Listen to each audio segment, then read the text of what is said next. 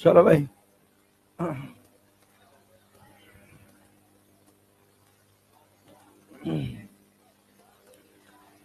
हाँ भाई।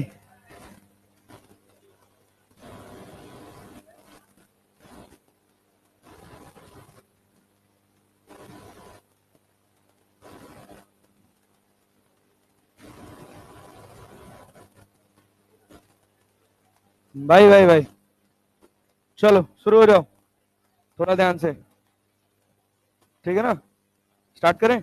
चलो, ये बताओ, एसएचएम की शुरुआत होती है किससे? पीरियोडिक से। पीरियोडिक के बाद ऑसिलेटरी। ऑसिलेटरी के बाद क्या इसमें तीन कैटेगरीज आती हैं? एसएचएम, और कौन सी? डैम्ड, और कौन सी? फोर्स्ड। क्या यहां से यहां जाते समय में भी चलता है, और यहां से यहां आते समय must be? Equation of oscillatory motion, oscillatory motion का जो इक्वेशन होता है वो बराबर क्या होता है? माइनस के एक्स की पावर, और एसएचएम का क्या होता है? एफ बराबर क्या? ध्यान देना है कि यहाँ एन का वैल्यू कितना हो जाता है? 1। और यहाँ इस इक्वेशन में n 1, 3, 5, 7, 9 and so on. Thank you. हाँ, बहुत ही गर्म चाहिए था। हाँ ठीक।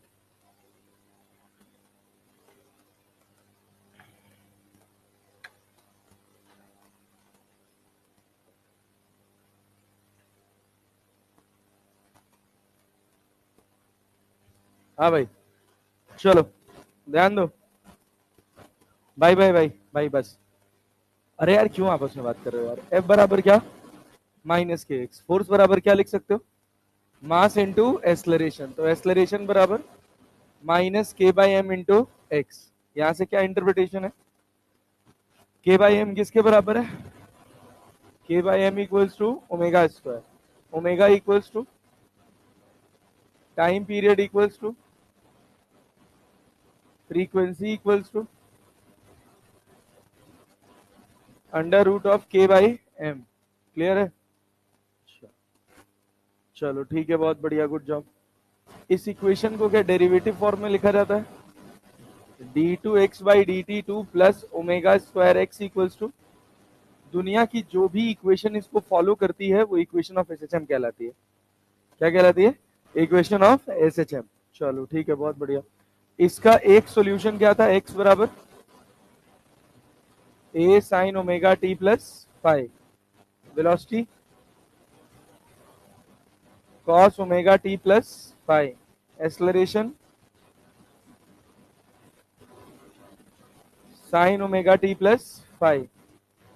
इन दोनों में कितने का फेज डिफरेंस है? इसमें भी, इन दोनों में पाई का है ना? हाँ। अच्छा, पहली ऊपर वाली और नीचे वाली इक्वेशन से x square upon a square plus v square upon a square omega square equals to 1। इसी का एक सिंप्लीफाइड फॉर्म होता है v equals to omega under root of a square minus x square. एक और इक्वेशन बनती है क्या अपने पास? v square upon a square omega square plus a square upon a square omega की पावर 4 इक्वल्स टू 1। यहां से अगर एक्सलरेशन लिखना हो तो हो जाता है omega under root of v naught a square omega square minus v square. क्या ए ओमेगा को अपन वी नॉट बोलते हैं भाई? Maximum possible speed. Maximum possible speed कहाँ होती है? मीन पे। एक बार प्लस ए ओमेगा, एक बार माइनस ए ओमेगा। ठीक, बढ़िया, गुड जॉब। अच्छा, इसके बाद क्या सीखे थे, क्या पढ़े थे भाई? हाँ, इतना पढ़ने के बाद, इक्वेशंस पढ़ने के बाद क्या फेजर डायग्राम पढ़े थे? एनालिसिस ऑफ एसएचएम ना? हाँ भाई। अरे इनका ग्राफ, अब ग्राफ थोड़ी पढ़ यहाँ ड्रॉ करने लग जाऊंगा।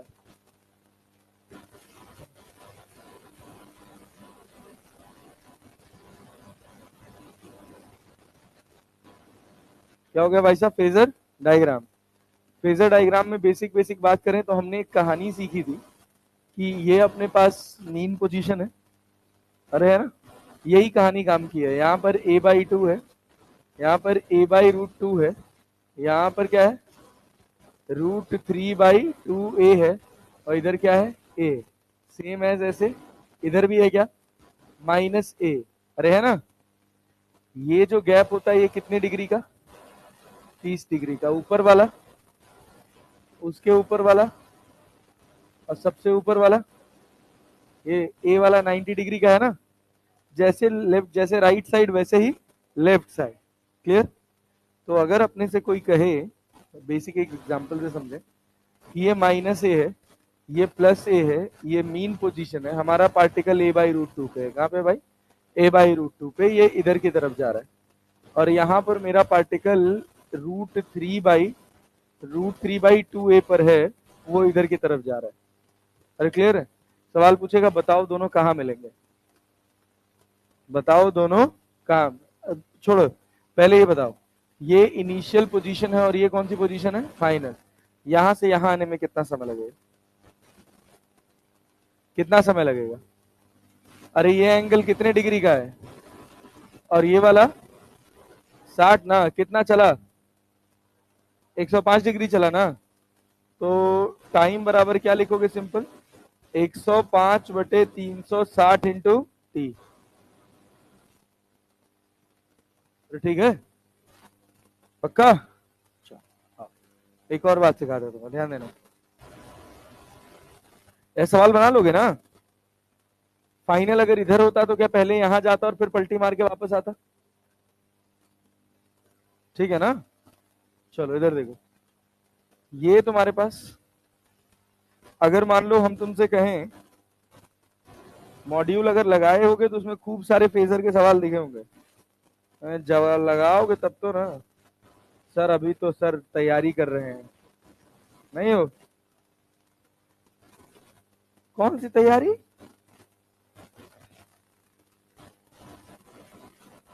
√3/2 है और यहाँ पे a/2, हम कह रहे हैं ये पार्टिकल इधर जा रहा है और ये पार्टिकल इधर जा रहा है।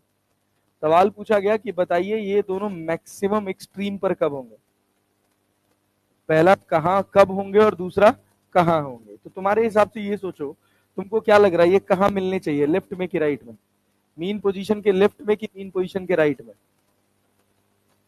तुम्हारे हिसाब से कहां मिलना चाहिए, लेफ्ट में मिलना चाहिए कि राइट में। सोचो सोचो, मान लो कि दोनों मीन पोजीशन पे मिले, मान लो दोनों कहां मिले, देखो कौन ज्यादा चला, ये 30 गया है और 90 आया है, ये 60 गया है और 90 आया है, कौन ज्यादा चला है, ये वाला ना, ये वाला ना।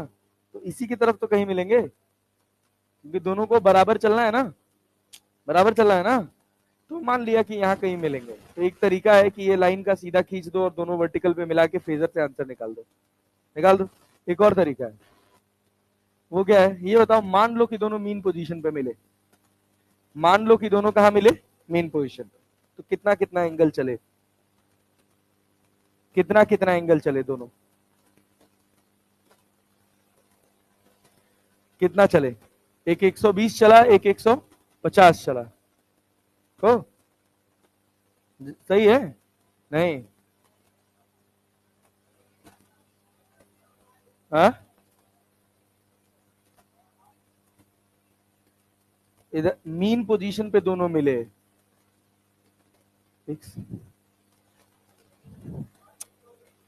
60 120,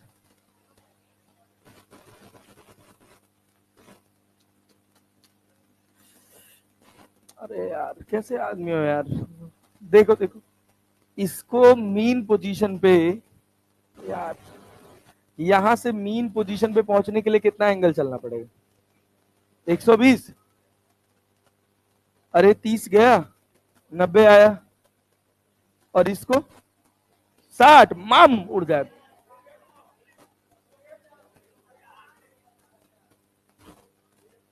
कितना, इसको 1 मान ले और इसको क्या मान ले 2।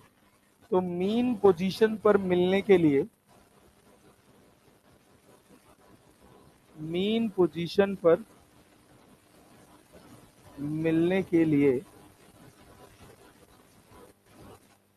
पार्टिकल 1 कितना चला, 150 ना, 150 डिग्री चला। और पार्टिकल 2, और पार्टिकल 2 कितना चला, और पार्टिकल 2 120 डिग्री चला। ठीक है ना। तो थीटा 1 बराबर हो गया तुम्हारे पास 150 और थीटा 2 हो गया 120। दोनों कितना कितना चले, दोनों चले तो बराबर होंगे ना। तो theta 1 plus theta 2 divided by 2 बराबर थीटा ट्रेवल्ड बाई ईच। एक इंडिविजुअल कितना एंगल चलेगा, 120 प्लस 150 कितना होगा, हाँ 270 का आधा। एक इंडिविजुअल 135 चलेगा, समझे ना, 135 चलेगा। ठीक है, हाँ हाँ, समझे कि नहीं। अगर पूछे कहां मिलेंगे तो हम सिंपल लिख सकते हैं माइनस ए साइन 15। अगर हमसे पूछे कहां मिलेंगे तो हम लिख सकते हैं माइनस ए साइन 15। नहीं आया, आया। अच्छा पहले तो ये बताओ कितनी देर बाद मिले, कितना एंगल चल के मिले हैं, 135 ना। तो कितना टाइम लगेगा, टी बराबर कितना लगेगा, 135 बटे 360 मल्टीप्लाइड बाई टी। 15 से 15 नवा, 15 नवा 9 बटे 24, फिर 3 3 का 9, 3 बटे 24, 3t/8। 3t/8 समय के बाद दोनों मिल गए। अब सवाल पैदा होगा कि कहां मिले। तो सोचो, ये देखो यहां से चला कितना 30 ना, फिर आया कितना, कितना चल चुका है 100, और कितना चलना है 135 चलना है ना, और कितना चलना है 15। तो 15 डिग्री पे मिलना है ना, 15 डिग्री पे कुछ एक्स होगा, तो एक्स बराबर होगा ए साइन 15।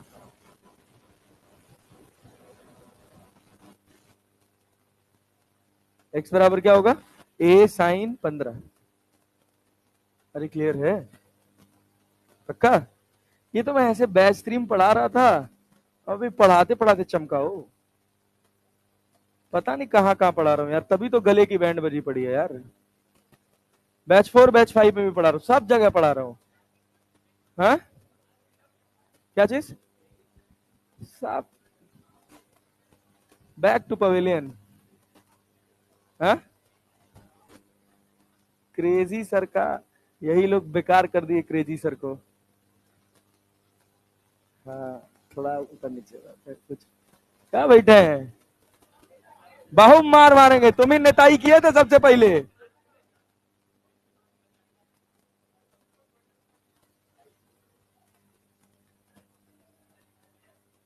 इतना बढ़िया चिल मार के बैच 1 बैच 2 पढ़ा रहे थे, शाम को जाते थे घर में खाना खाते थे, उसमें ऑनलाइन वाले बैच में पढ़ाते, ऑनलाइन वाले बैच में कुछ करना नहीं पड़ता था, बढ़िया कुर्सी लगाए रहते थे, 2 सवाल लिखते थे, 15 मिनट बोलते थे, 3 सवाल लिखते थे, किनारे बैठते थे, घर और में घूम घूम के आते थे, फिर शुरू हो जाते थे।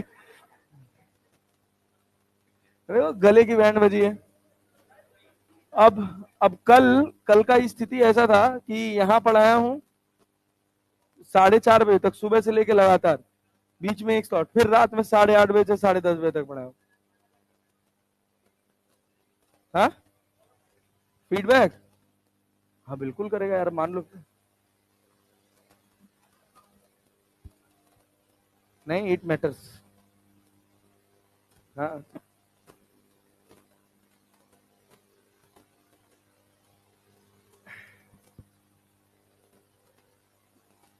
नहीं वो तो मतलब ठीक है, बट यही लोग बवाल काटे थे और क्या, जाग कह दिए तो समझ नहीं आ रहा है, झुट्टे झुट्टे बोले थे ना। कहा बाबू कहाँ रहो।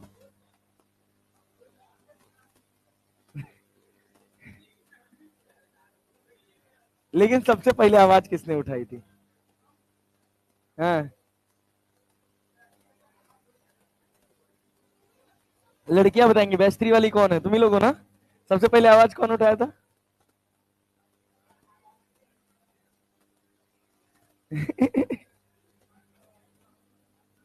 हाँ तुम्हें तो एक आवाज लिए बैठे हो।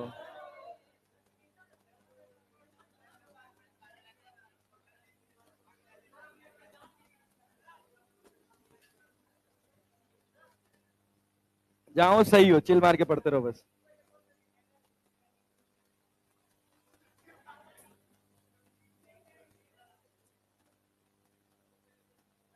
अरे नीट में नहीं होगा, नर्सिंग कर लेंगे। जरूरी है सब डॉक्टर ही बने। ए सुनो, भाई भाई भाई, अरे यार तुम लोग छोड़ो यार। चलो देखो, ए सुनो, भाई भाई भाई सुन ले यार, छोड़ना यार वो सब। देख भाई, ये अपना मीन पोजीशन, ये अपना ए, ये अपना माइनस ए। हम कह रहे हैं तुम हो √3/2a पे इधर, और यहां हो तुम a/2 पे इधर। बताओ डिस्टेंस ऑफ सेपरेशन मैक्सिमम कब होगा? सॉरी, ये दोनों कब मिलेंगे? कब मिलेंगे, कहां मिलेंगे? तुम्हें क्या लग रहा है, लेफ्ट में मिलेंगे कि राइट में? लेफ्ट में कि राइट में? बिना पेन चलाए लगाना है। दोनों को कहां मिला दो? मीन पोजीशन कहां मिला दो? ये एंगल कितना? 30। ये बेचारा 30 इधर और 90 कितना हो गया? तो थीटा जहां मिलेंगे क्या होगा ये? 120 प्लस 30 डिवाइडेड बाई, क्या 75 डिग्री पे मिलेंगे? अरे मिलेंगे ना। तो 30 यहां हो गया है, कितना और बाकी है? 45 बाकी है ना। लो, a/√2 पे मिल जाएंगे। कब मिलेंगे टाइम निकालना है। 75/360 गुणे टी हो गया। 15 से कट जाएगा, 15 दिया 45, चौक को 60 बजे 75 बराबर 5t/24। हाँ का, अरे मतलब ये गलती से लिख दे दीदी, तुम तो एकदम सीरियस हो गई हो।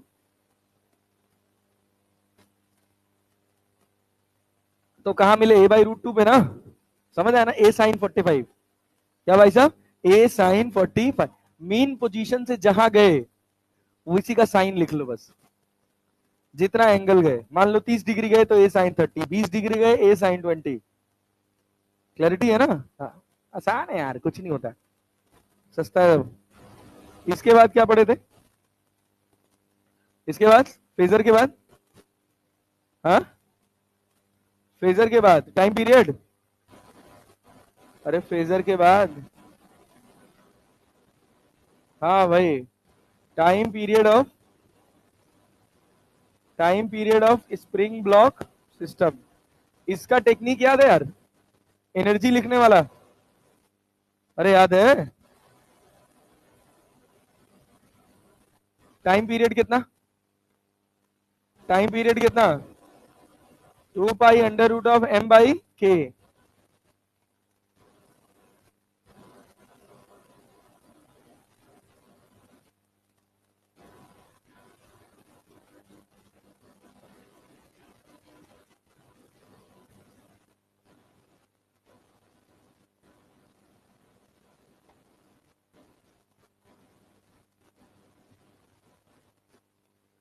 अरे क्लियर है सबका टाइम पीरियड? सबका टाइम पीरियड, सबका time period t equals to 2π√m/k। अरे ठीक है ना। यहाँ पे एसएचएम कौन कर रहा है? एम ही तो कर रहा है। नीचे वाला एसएचएम तो करेगा नहीं, ऊपर वाला ही करेगा, तो ऊपर वाले का मास आ जाएगा। ठीक, गेम बदलता है के इक्विवेलेंट निकालने के लिए अगर हमारे पास सिचुएशन चेंज हो जाए, मतलब कुछ इस तरह से सिचुएशन हो जाएगा।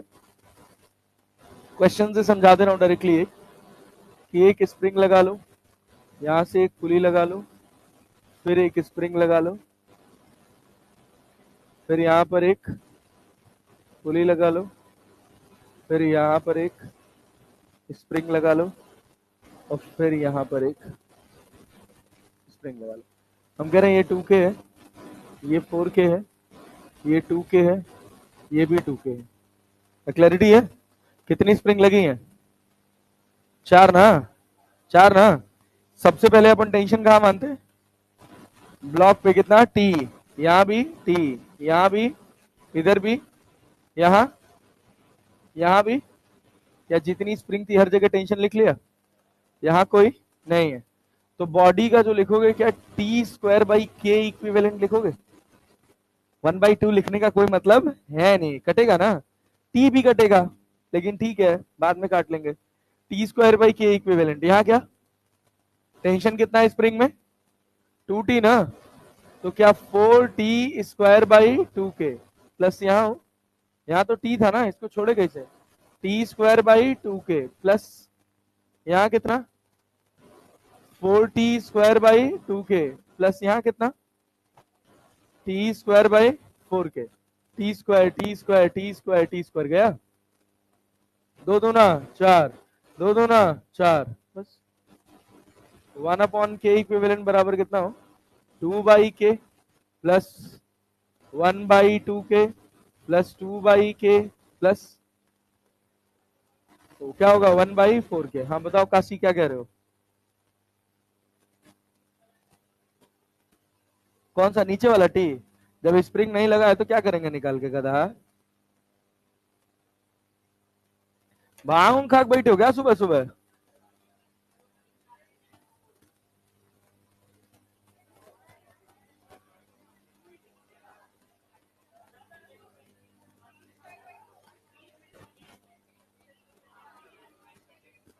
हाँ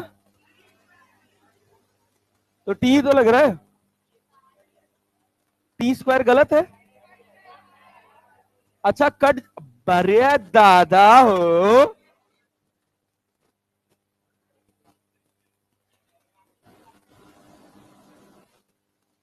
अरे समझ गए, के इक्विवेलेंट आ जाएगा, और के इक्विवेलेंट आ गया तो अपने लिए टाइम पीरियड निकालना कोई बड़ी बात नहीं।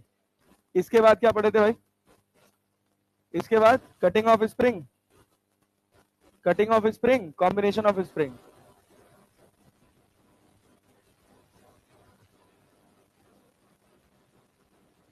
दो तरह के कॉम्बिनेशन, एक सीरीज और एक पैरेलल। सीरीज में क्या सेम होगा, फोर्स की डिस्प्लेसमेंट, सीरीज में force same, K1 K2 K3, तो इसमें क्या 1/k इक्विवेलेंट हो जाता है भाई, 1/k1 plus 1/k2 and so on 1/kn।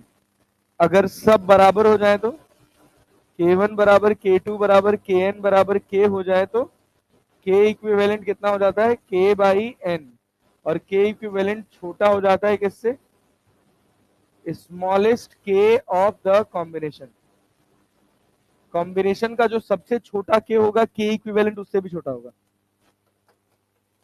ठीक है ना।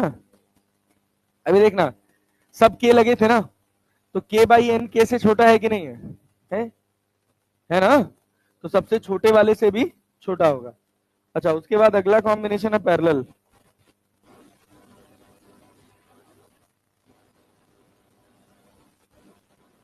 ऐसे खूब सारी स्प्रिंग्स लगी हैं पैरेलल में, नहीं था तो क्या लिखोगे, के इक्विवेलेंट बराबर लिखने directly K1 plus K2 plus so on Kn, लिख लेंगे ना,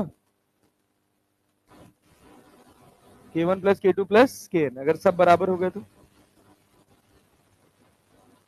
K इक्विवेलेंट बराबर क्या हो गया N के, ठीक, K इक्विवेलेंट हो गया N के, this is the combination of spring, series combination और पैरेलल कॉम्बिनेशन। इसके बाद आ जाता है cutting of spring, cutting of spring याद है, अबे तुम्हें सब याद रहता है, नंबर तुम्हारे आते नहीं है, हैं? कॉपी खोलते तो याद रहता है, बंद करते तो भूल जाता है, सही है, बढ़िया है, ऐसी पढ़ाई आग लगे, अगले साल कर लेंगे वो तो। ये के है ना, इसको 3 पार्ट में तोड़ दिए मान लो, इसमें A/B/C, तो ए वाले का होगा K1, K1 को क्या लिखेगा A plus b plus c by a into k, K2 क्या लिखेगा A plus b plus c by b into k, K3 क्या लिखेंगे A plus b plus c by c into k. अभी तो इसके बाद अगला चैप्टर आ रहा है, तोते उड़ेंगे, वेव्स, वेव्स, हमारी एक हमारी एक फिजिक्स की टीचर थी, वो वेव्स को बोलती थी बेब्स, बेब्स, हाँ, कोई चैप्टर से नहीं, ऐसे ही कठिन है वो। चलो, अरे मतलब कुछ कठिन नहीं होता यार, थोड़ा सा मतलब कॉमन सेंस रहना चाहिए, थोड़ा भौकाली चैप्टर है बस। फॉर्मूले फॉर्मूले थोड़े बड़े बड़े हैं। हाँ, ताकि थोड़ा सा अवेयरनेस के साथ बैठो ना। हाँ, कौन सा वाला?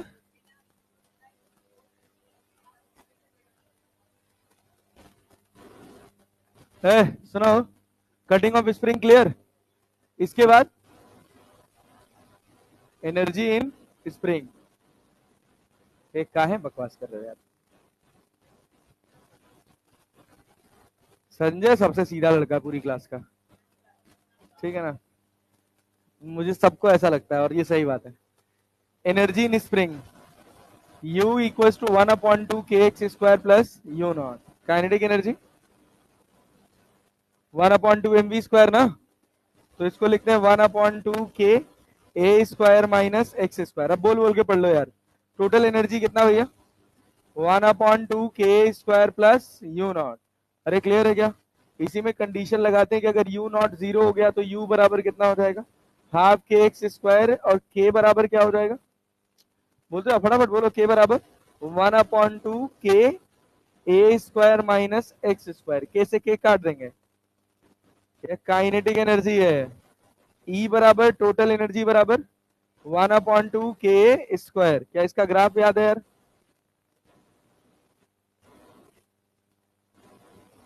कौन किसका है? ऊपर वाला किसका है? टोटल एनर्जी का। ये वाला पोटेंशियल एनर्जी का। ये वाला काइनेटिक एनर्जी का। ये एम्पलीट्यूड ए है ना, और ये एम्पलीट्यूड माइनस ए। क्या वो समय है जहां पर काइनेटिक एनर्जी और पोटेंशियल एनर्जी दोनों बराबर है? a/√2, a/√2, a/√2। यहाँ माइनस में और यहाँ प्लस में। अरे क्लियर है? पक्का जी? चलो, बहुत बढ़िया। अरे 45 साइन 45 कॉस 45 बराबर होता है ना। इसी एक्सप्रेशन को अपन ऐसे भी लिखते हैं, u बराबर 1/2 ka² sign square omega T. लिखते हैं ना, sine square omega T plus u not.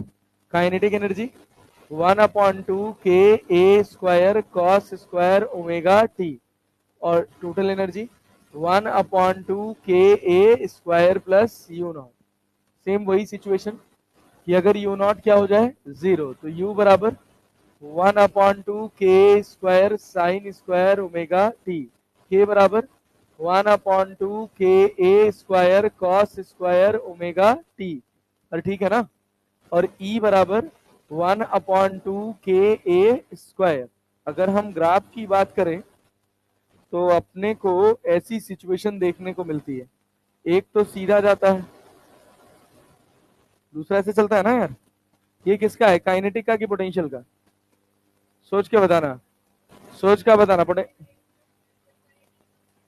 Mean position पे पोटेंशियल एनर्जी मैक्सिमम होगी। ये वो समय है क्या जहां दोनों बराबर हैं? T/8। ये क्या है? T/4। ये क्या है? ये क्या है? 3T/4। और ये क्या है? T। अरे क्लियर है? इसमें कौन किसका है? ये भाई साहब किसके हैं? E के। ये भाई साहब K के। ये भाई साहब U के। यहाँ पे है आपके पास UKE, potential energy, kinetic energy and total energy. याद रहेगा? अच्छा, अगर तुमने एक बात देखी होगी कि U/K का जो रेशियो है वो बराबर है किसके? tan स्क्वायर ओमेगा टी के। दो ही सवाल पूछेगा जनरली, क्या मतलब तीन सवाल। एक कहेगा कि एनर्जी का रेशियो जो है वो बराबर है, काइनेटिक और पोटेंशियल दोनों बराबर है, तो अपने को याद है पोजीशन होगा a/√2, टाइम होगा T/8। अगर काइनेटिक और पोटेंशियल का जो रेशियो है वो 1:3 है, काइनेटिक टू पोटेंशियल का क्या है? 1:3। तो tan square omega t kinetic to potential है कि पोटेंशियल टू काइनेटिक? तो क्या 3 हो जाएगा? तो tan ओमेगा टी का वैल्यू √3 हो जाएगा। √3 कब होता है? 60 डिग्री, 30 डिग्री, 60 डिग्री ना, 60 डिग्री ना, पक्का ना? तो टाइम हो जाएगा T/6, 60/360 इंटू टी, टाइम क्या हो जाएगा? T/6, और 60 का वैल्यू √3/2 ए, एम्पलीट्यूड हो जाएगा √3/2 ए। क्लियर है? तुमसे कहेगा दोनों का रेशियो 1:3 का है, पोटेंशियल टू काइनेटिक का, तो tan स्क्वायर ओमेगा टी बराबर 1/3, तो tan ओमेगा टी बराबर 1/√3, तो ओमेगा टी बराबर कब होता है? 1/√3, 30 डिग्री पे ना, 30 डिग्री पे एम्पलीट्यूड क्या होता है? A/2, और टाइम कितना लगता है? T/12, T/12। क्या पेन चलाओगे यार ऐसे सवाल के लिए, मुझवानी बन जाएगा ये सब। अबे तुमको भी बन जाएगा, सुनो तो ढंग से सोचो।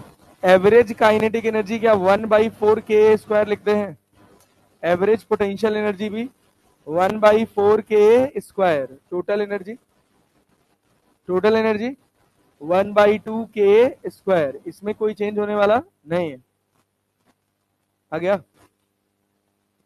आ गया भाई साहब? Yes sir. चलिए, ये हो गया आपके पास कहानी।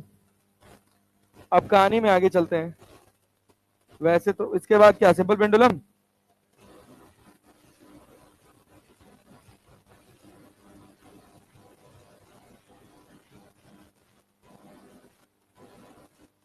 सिंपल पेंडुलम का टाइम पीरियड, सिंपल पेंडुलम का टाइम पीरियड, अरे लेंथ L है, मास M है, टाइम पीरियड क्या? 2π√L/g। क्या यही g बाद में g इफेक्टिव में चेंज हो जाता है?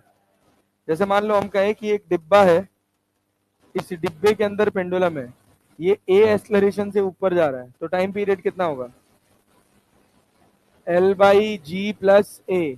अगर ये a एक्सलरेशन से नीचे जा रहा है तो 2π√L/g माइनस a।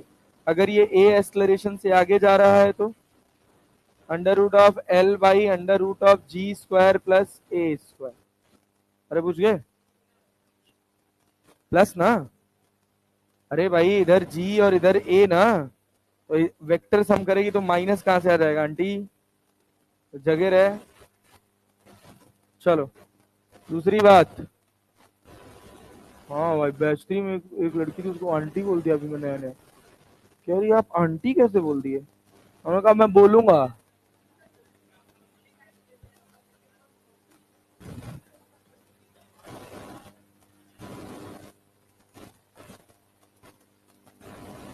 हाँ भाई सुनो, यहां से लटक रहा है एक पेंडुलम। क्या भाई साहब? पेंडुलम, पेंडुलम का मास कितना है? m, और ये गोल घूम रहा है ओमेगा से। क्या इसके ऊपर दो फोर्स लगेगा? एक लगेगा mg और एक लगेगा m/r²। मतलब एक्सलरेशन की बात करें तो एक तरफ g और एक तरफ r²। तो g इफेक्टिव कितना लिखोगे नेता? क्या लिखोगे? g² प्लस r²⍵⁴ का अंडर रूट। क्या टाइम पीरियड लिखने में कोई समस्या? धरती मैया याद है? याद है? मान लो ये है धरती मैया, धरती मैया का रेडियस है r, धरती मैया का रेडियस कितना है? r। यहाँ पे इनका लेंथ कितना है? l, l is in comparison to the r। तो टाइम पीरियड क्या लिखोगे? 2π√L/1 plus L/r into g लिखोगे ना? अच्छा, अगर धरती मैया को बीच में से होल कर दिए तो कर पाए तो? वैसे तो संभव नहीं है।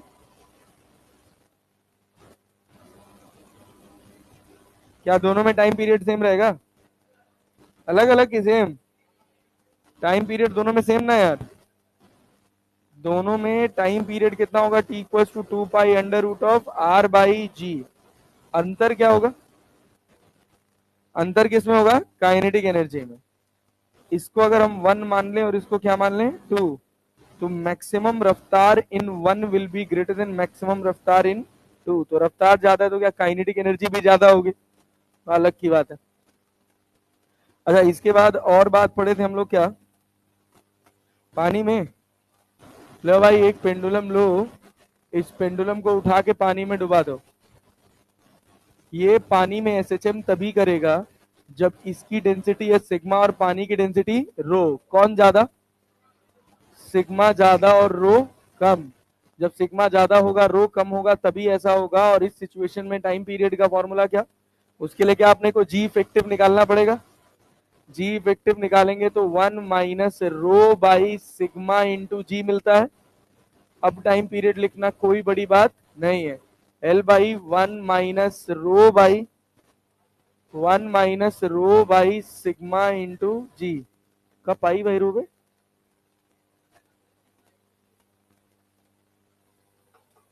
कोई बात नहीं। चल ओ भाई सुनो, इधर ध्यान दो यार बच्चा। यहां तक कहानी खत्म हो गई। इसके बाद एक यूट्यूब टाइप शेप पड़े थे क्या, ऐसे वाली?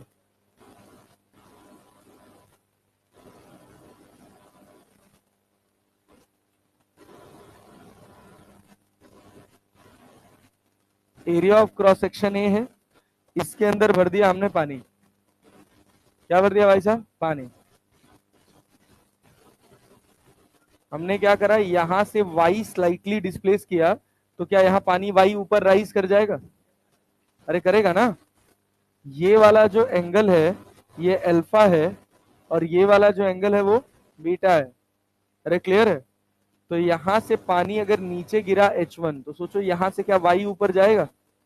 जाएगा ना। तो इस y के साथ जो हाइट जुड़ेगी वो क्या होगी? h2। और ये ऑलरेडी कितना हाइट है? h1। मतलब फाइनली कहीं ऐसी सिचुएशन होगी ना। क्लियर ना। तो लिक्विड कितना ऊपर गया है, h1 या h1 प्लस h2? तो जो फोर्स आएगा वो h1 h2 की वजह से आएगा ना। तो जब तुम फोर्स लिखते हो तो फोर्स बराबर क्या लिखते हो? डेल्टा पी इंटू ए। तो प्रेशर कितना? रो जी h1 प्लस h2 इंटू ए। तो रो जी h1 की जगह लिख सकते हैं y साइन थीटा या साइन अल्फा। देखो यहाँ पे देखो ऐसे ट्रायंगल बन रहा है कि नहीं? ये तुम्हारा y है, ये तुम्हारा h1 है, ये तुम्हारा बीटा है। बीटा है ना।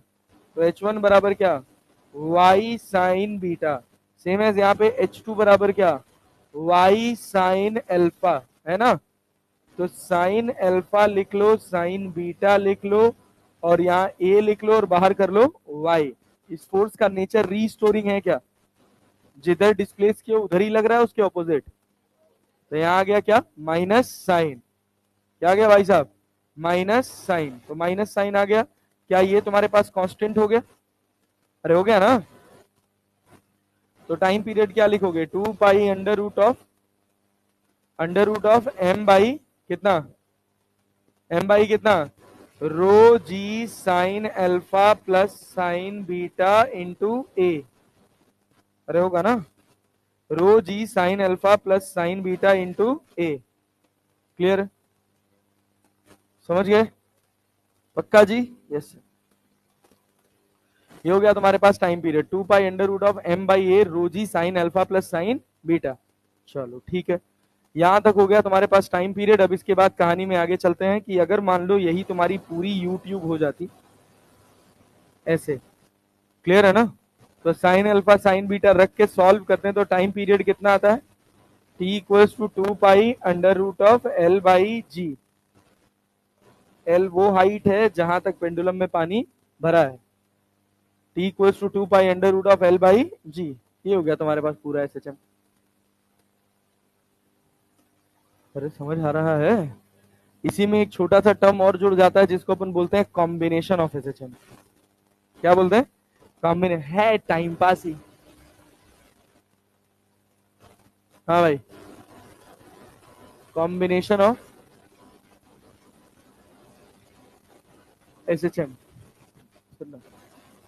कॉम्बिनेशन ऑफ एसएचएम की बात करें तो भाई, कॉम्बिनेशन ऑफ एसएचएम की अगर हम बात करें, मान लीजिए हम ऐसे लिखें y बराबर a sign omega T, a sign omega T plus b cos omega T. क्या ये एक अलग एसएचएम है, ये एक अलग एसएचएम है? दोनों के बीच में कुछ फेज डिफरेंस है। कितने का है? क्या दोनों को पहले साइन के फॉर्म में कन्वर्ट कर लें, और कॉस को साइन के फॉर्म में कन्वर्ट करने के लिए क्या पाई बाई 2 जोड़ देते हैं? फेज डिफरेंस कितने का है? कितने का? 90 डिग्री का ना। अच्छा, बढ़िया।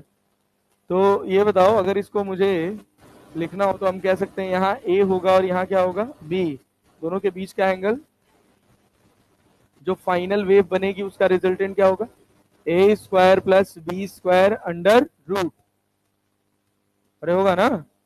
और ये एंगल कितना होगा, थीटा, tan थीटा बराबर यहाँ क्या लिखोगे, बी बाई ए, थीटा बराबर tan इनवर्स बी बाई ए।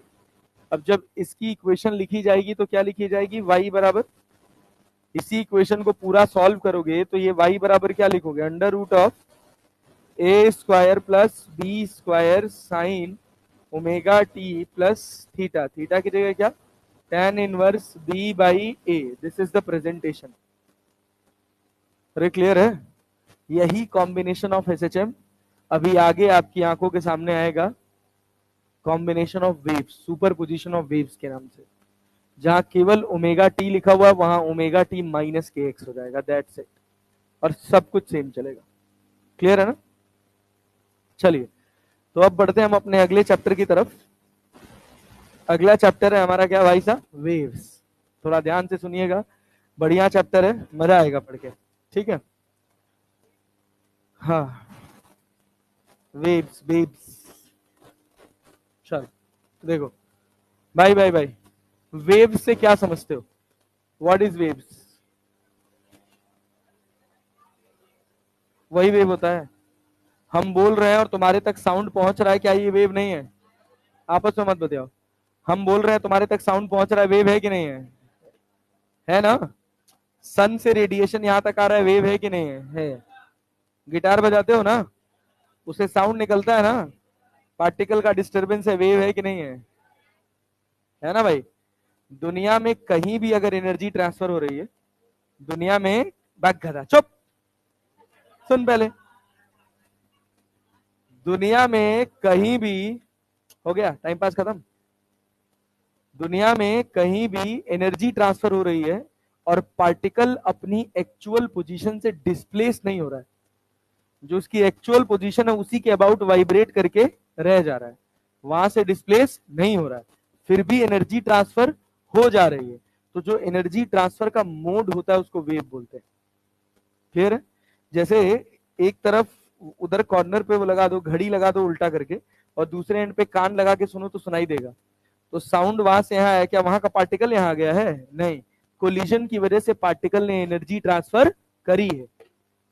कहा नेता, बोलो क्या, बोल ले, कोई डाउट आ रहा तेरे मन में, नहीं बता दे, अब बोल ही दे, अब तो मैं रुक ही गया। मोबाइल का, हाँ it is also wave, electromagnetic wave, radio waves और माइक्रोवेव से काम करता है। ठीक है, दिल्ली से आया तो दिल्ली से नहीं आ सकता,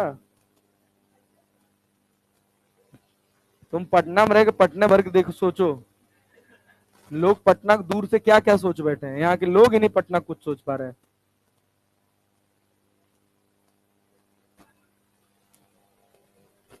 पटना में दिल्ली का कैसे आ सकता है, इस लायक तो हमारा शहर नहीं है, इस लायक तो हम नहीं है, ये तो बात सही है ना। हाँ देखो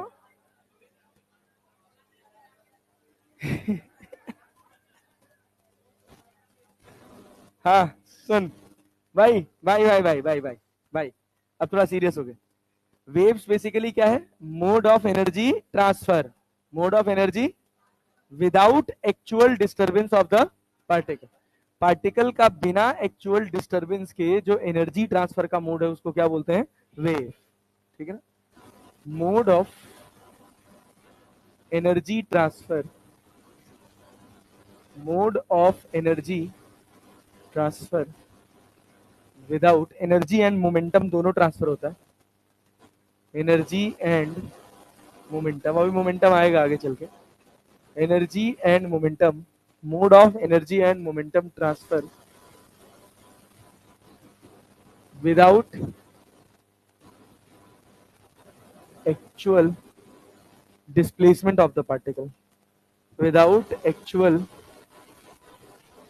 displacement of the particle, particle के बिना एक्चुअली डिस्टर्ब हुए, पार्टिकल के बिना एक्चुअली डिस्टर्ब हुए, वो जहां है वहीं पर है, ठीक है ना, उसके एक्चुअल डिस्प्लेसमेंट, एक्चुअल पोजीशन में कोई डिस्प्लेसमेंट नहीं हो रहा है, फिर भी वो एनर्जी को एक जगह से दूसरी जगह ट्रांसफर कर दे रहा है, क्लियर है ना।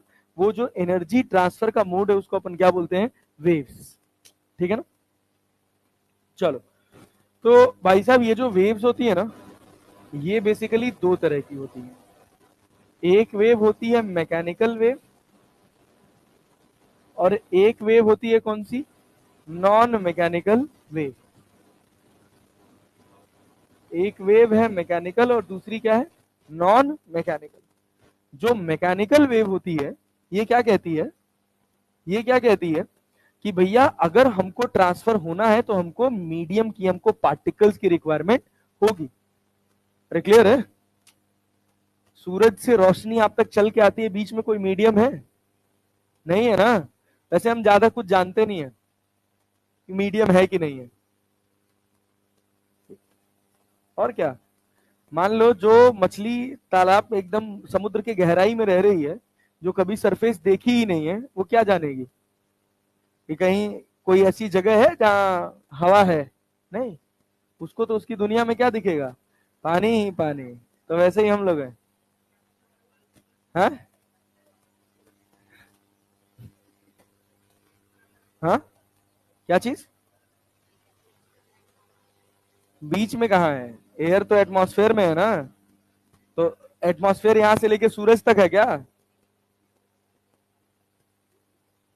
अरे भाई सुनो, सन से लेके अर्थ के बीच में कुछ नहीं है, वैक्यूम। ये छोटा सा 50 60 70 किलोमीटर का एटमॉस्फेयर मत देखो, मिलियंस ऑफ माइल्स किलोमीटर दूर है हम, क्लियर है ना। हाँ जो भी हो, 15 16 लाख किलोमीटर है। सुनो इधर ध्यान दो, तो भाई ये देखो दो तरह की वेव्स हैं, एक कौन सी है मैकेनिकल और दूसरी कौन सी है, नॉन मैकेनिकल। जो मैकेनिकल वेव होती है इसकी कैरेक्टरिस्टिक क्या होती है, इट रिक्वायर्स, सुनना, it requires medium for its propagation, ठीक है। दूसरी बात, इट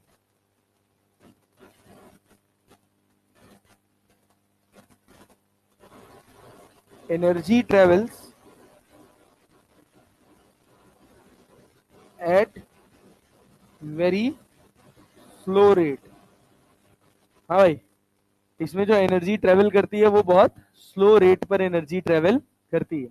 अरे क्लियर है ना, क्लियर है, स्पीड बहुत कम होती है, ठीक।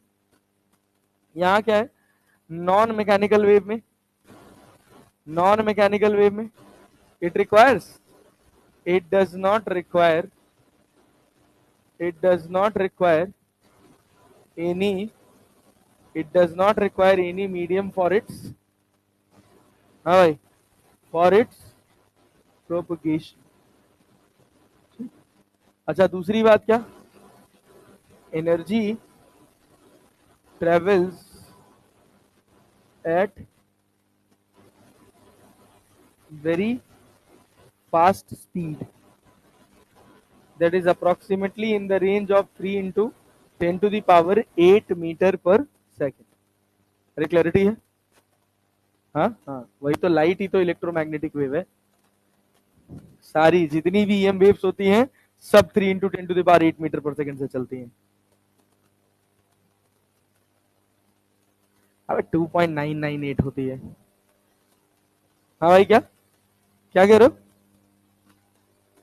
3 into 10 to the power 8 metre पर सेकेंड भाई, स्पीड ऑफ लाइट जानते हो ना। तो लाइट क्या है, एक इलेक्ट्रोमैग्नेटिक वेव ही तो है।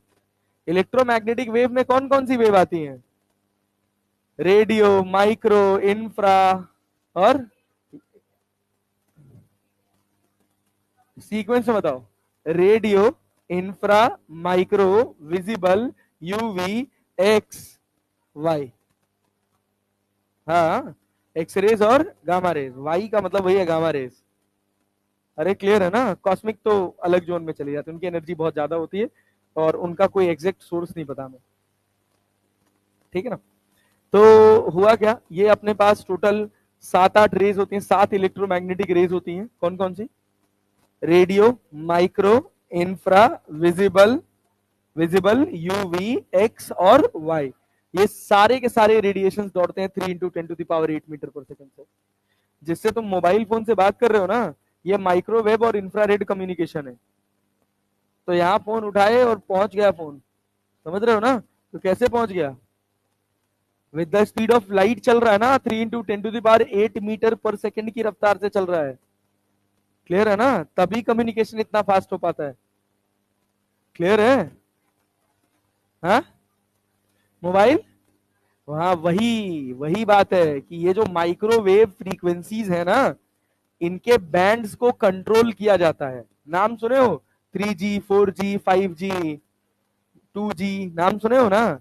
हम क्या करते हैं, हम हर साल माइक्रोवेव्स पे और इंफ्रारेड्स पे रिसर्च करते हैं, और हम नैरो डाउन करते हैं रेंज को, फ्रीक्वेंसी की रेंज को, जिसको बैंड बोला जाता है। समझ रहे हो ना? एक कंडीशन होती है जिसको रेजोनेंस बोलते हैं। तो एक रेजोनेंस बैंड होता है। अब जैसे मान लो स्पेक्ट्रम खरीदना है, 2G स्पेक्ट्रम घोटाला, 2G 3G घोटाला सुने थे? तो क्या है घोटाला? कोई जादू थोड़ी है। जैसे कुछ लोगों ने टेक्नोलॉजी ढूंढी, क्लियर, उन लोगों ने अपनी टेक्नोलॉजी को पेटेंट कराया, और उन्होंने कहा कि अब इस टेक्नोलॉजी को हम कंट्रोल करेंगे।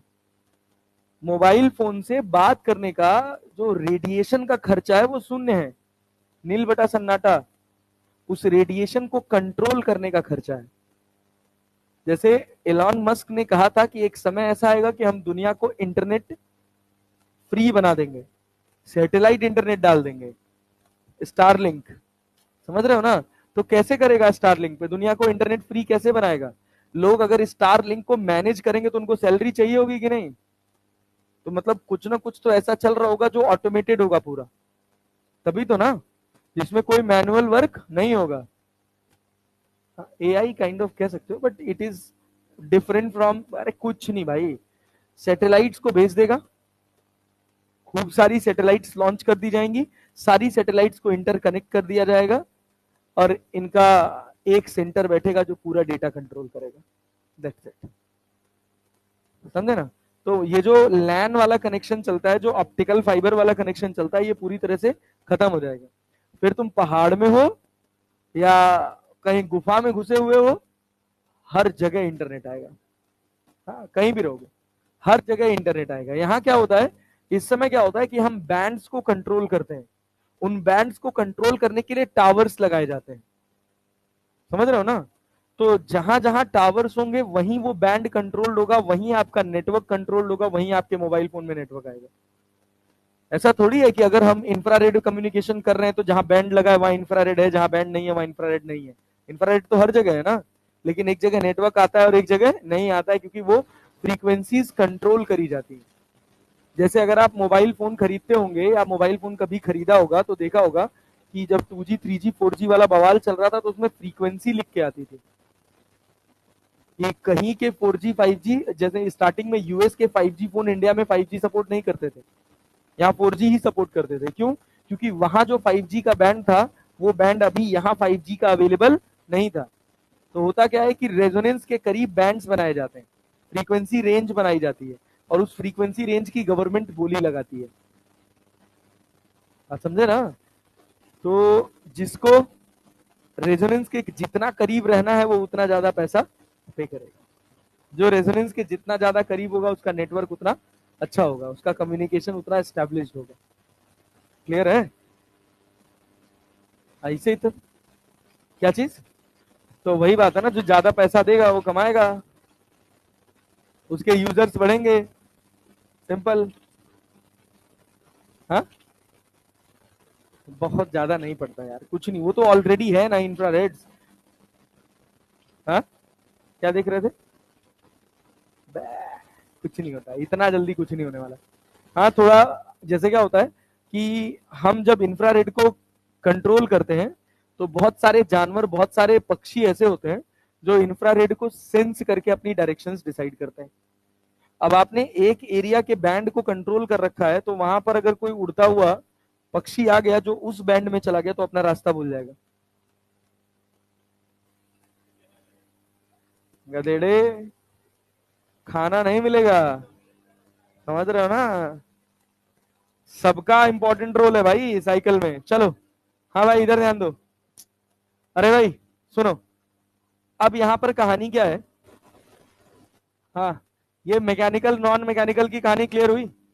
भाई आगे बढ़ लेते हैं यार, फालतू बकवास कम करते हैं।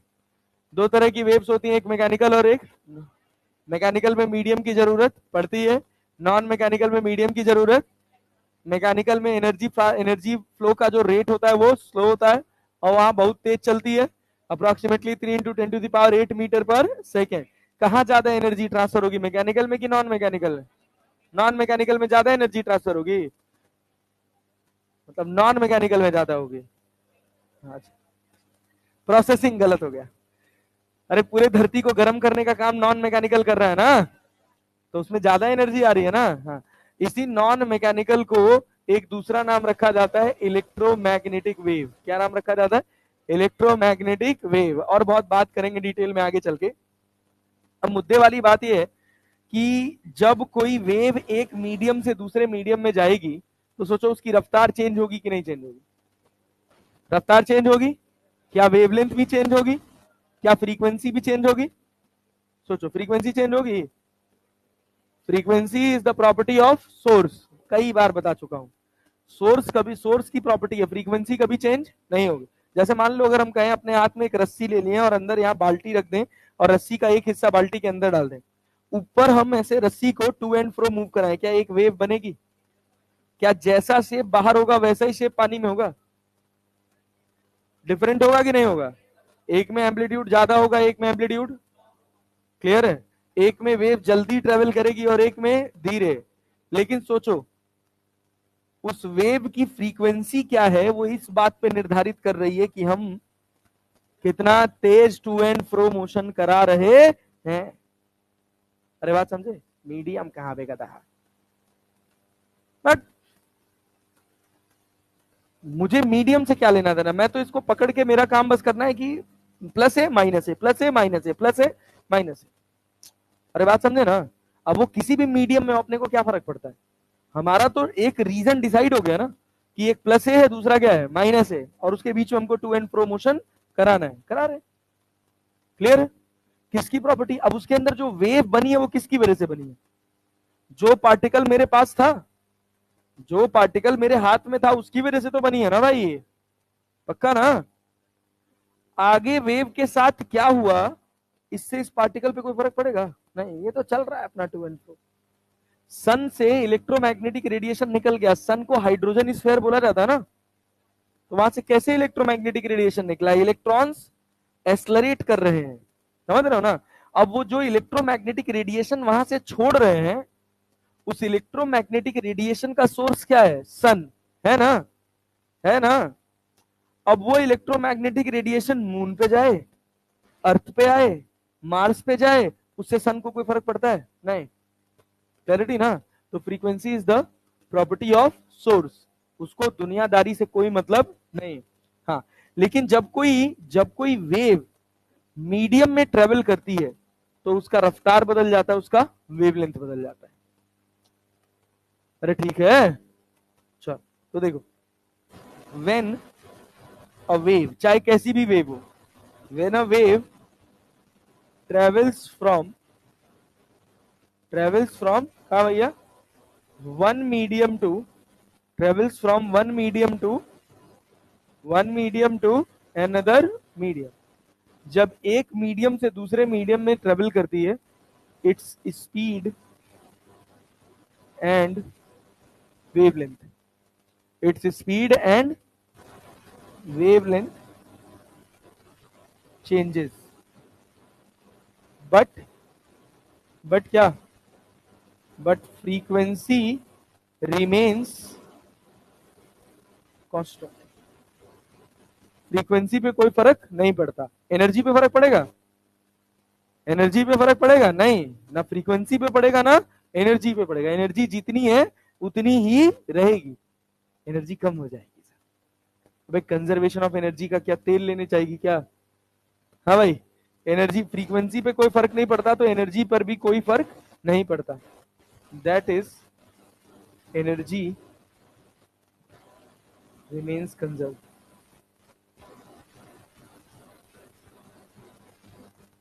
Energy remains conserve. अभी गणित से दिखाते हैं।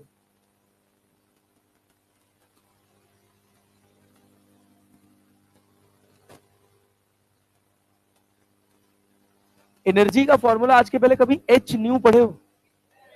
E बराबर एच न्यू। न्यू को क्या बोलते हैं? फ्रीक्वेंसी। एच क्या है?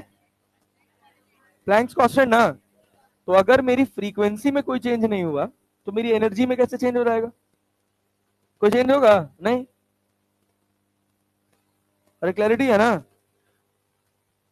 मेरे पास क्या एनर्जी होगी ये इस बात पर निर्धारित करेगा कि मेरा सोर्स क्या है। अरे बात समझ रहे हो ना? और जब मेरा मेरे साथ आगे क्या हो रहा है इससे सोर्स को कोई फर्क नहीं पड़ रहा, तो मेरी एनर्जी का क्या होगा इससे कुछ फर्क पड़ने वाला नहीं। मेरी जो एनर्जी है वही रहेगी। बस कई बार क्या होगा कि मेरी रफ्तार कम हो जाएगी तो मेरा मेरा स्पीड कम हो जाएगा, तो मेरा वेवलेंथ भी कम हो जाएगा, लेकिन मैं अपनी एनर्जी को बचा के रखूंगा, मेरी एनर्जी खत्म नहीं होगी। क्लैरिटी है ना? जैसे अगर हम कह रहे हैं कि एक रेड कलर का रेडिएशन है, इलेक्ट्रोमैग्नेटिक रेडिएशन, जो सन से यहां तक चल के आया है, तो जब सन से निकला था तो जितनी एनर्जी उसके पास थी और यहां पहुंचा है वही एनर्जी उसके पास अभी भी है। इसी वजह उसका नाम रखा जाता है पैकेट ऑफ फोटोन। क्या बोला जाता है? Packet of photon. वो पैकेट तभी फटता है जब वो फोटोन कहीं टकराता है। अगर नहीं टकराया तो उसके अंदर जितनी एनर्जी वहां से लेके चला था उतनी एनर्जी यहां पर है, वही एनर्जी होती है एच न्यू। पता नहीं क्या बकवास कर रहा है मास्टर, अपने को तो कुछ नहीं आ रहा। सुन सुन, यहां ध्यान दे भाई। ई बराबर क्या? एच न्यू कभी पढ़े हो आज तक? पढ़े हो? न्यू को क्या बोलते हैं? फ्रीक्वेंसी। क्या बोलते हैं? एच को क्या बोलते हैं? Planck's constant. अब प्लैंक्स बेवकूफ तो रहा नहीं होगा? रहा था? नहीं। ई बराबर क्या है? एनर्जी। तो अगर न्यू जो है वो कांस्टेंट है तो ई भी जो होगा वो क्या होगा? कांस्टेंट। इसमें भी कोई चेंज होने वाला नहीं है, मतलब ये मीडियम इंडिपेंडेंट होता है। क्या भाई साहब? Medium independent. IND का मतलब इंडिया मत समझ लेना भाई, डर लगता है मुझे तुम लोगों से यार। सोचो, अब आओ, अब काम की बात करते हैं। ये तो बेसिक बेसिक थ्योरी था, ठीक है, आगे चलते हैं। देखो है क्या, अगर हम वेव्स के प्रोपोगेशन की बात करें ना, प्रोपोगेशन ऑफ वेव,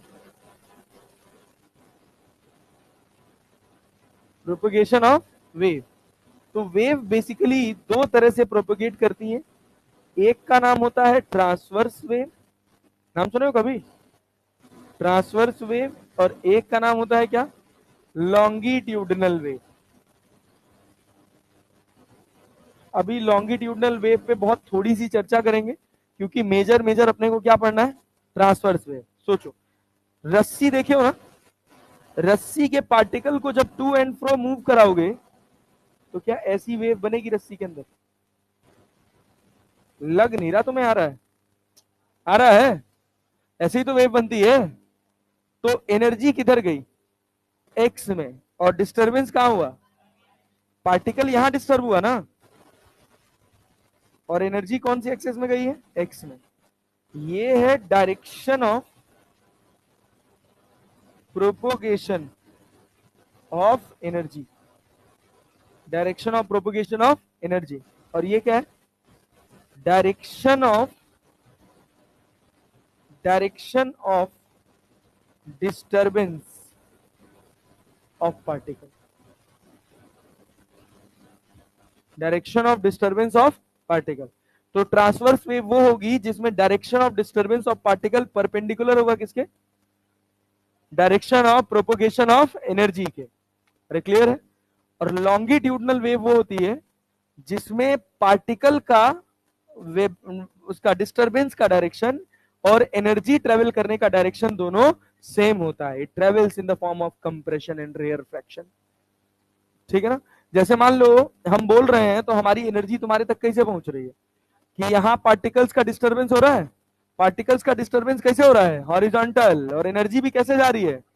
अरे भाई हमने अपने वोकल कॉर्ड से वाइब्रेशन प्रोड्यूस किया ना, वो वाइब्रेशंस किसको मिले, एयर पार्टिकल्स को मिले ना। वही एयर पार्टिकल उस एनर्जी को कैरी करके एक जगह से दूसरी जगह ले जा रहे हैं। क्लियर। तो पार्टिकल को, यहाँ पार्टिकल था, उसको डिस्टरबेंस कैसे मिला, आगे फिर टकराया, एनर्जी आगे, फिर टकराया, फिर और आगे। ये कोलिजन बहुत फास्ट होता है। अरे बात समझ रहे हैं ना। तो जिधर डिस्टरबेंस हो रहा है, जिधर डिस्टरबेंस हो रहा है उधर ही एनर्जी जा रही है, उसको क्या बोलते हैं, लॉन्गिट्यूडनल वेव। क्या बोलते हैं, लॉन्गिट्यूडनल वेव। फटाक से लिखो। हाँ,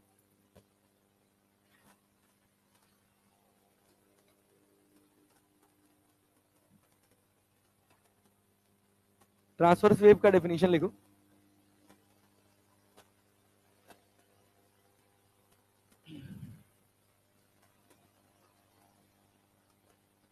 यही जो लिखा है वही तो। If the direction of disturbance of particle is perpendicular to the direction of propagation of energy, if the direction of disturbance of particle is perpendicular to the direction of propagation of energy,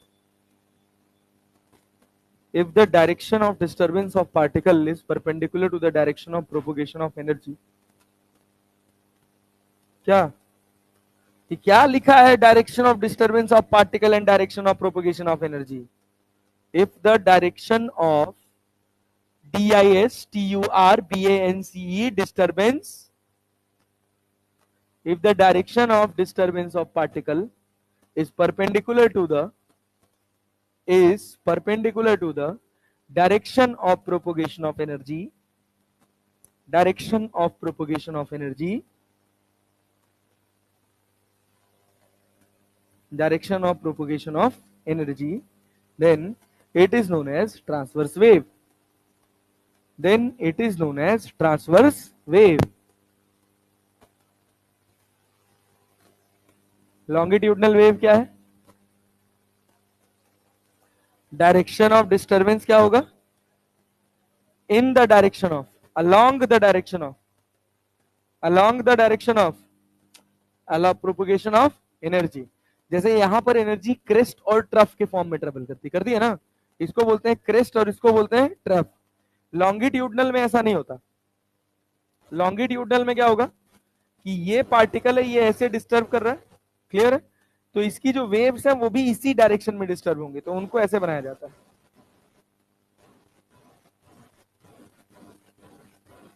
अरे clear है। इस हिस्से को बोलते हैं क्या, compression, इस हिस्से को बोलते हैं रेयर फ्रैक्शन। और बात करेंगे अभी, एक कंप्रेशन और एक रेयर फ्रैक्शन। यहां देखो, क्या ये तुम्हारा पार्टिकल है, पार्टिकल का डिस्टरबेंस किधर, एक्स एक्सिस में, और वेव भी किधर जा रही है, एक्स एक्सिस में, तो इसको क्या बोलते हैं, लॉन्गिट्यूडनल वेव। लिखो लॉन्गिट्यूडनल वेव। लॉन्गिट्यूडनल वेव क्या, if the direction of disturbance of particle, if the direction of disturbance of particle, if the direction of disturbance of particle is along the direction of propagation of wave, वही wave को ही energy बोलते हैं वे। if the direction of propagation is, sorry, if the direction of disturbance of the particle is along the direction of propagation of wave or energy, then it is known as longitudinal wave. Then it is known as longitudinal wave.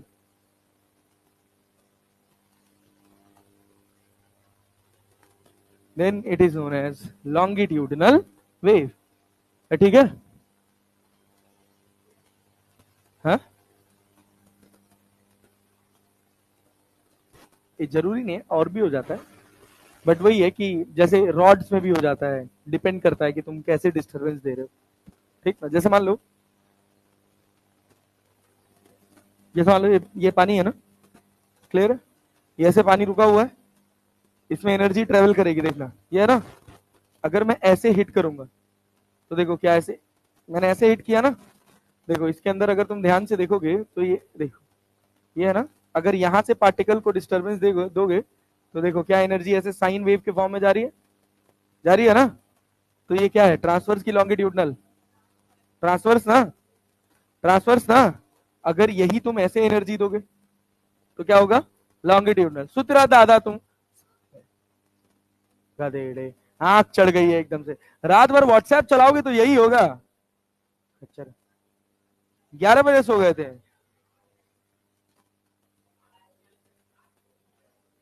इतना मेहनत ना करो, जहां करना है वहीं करो।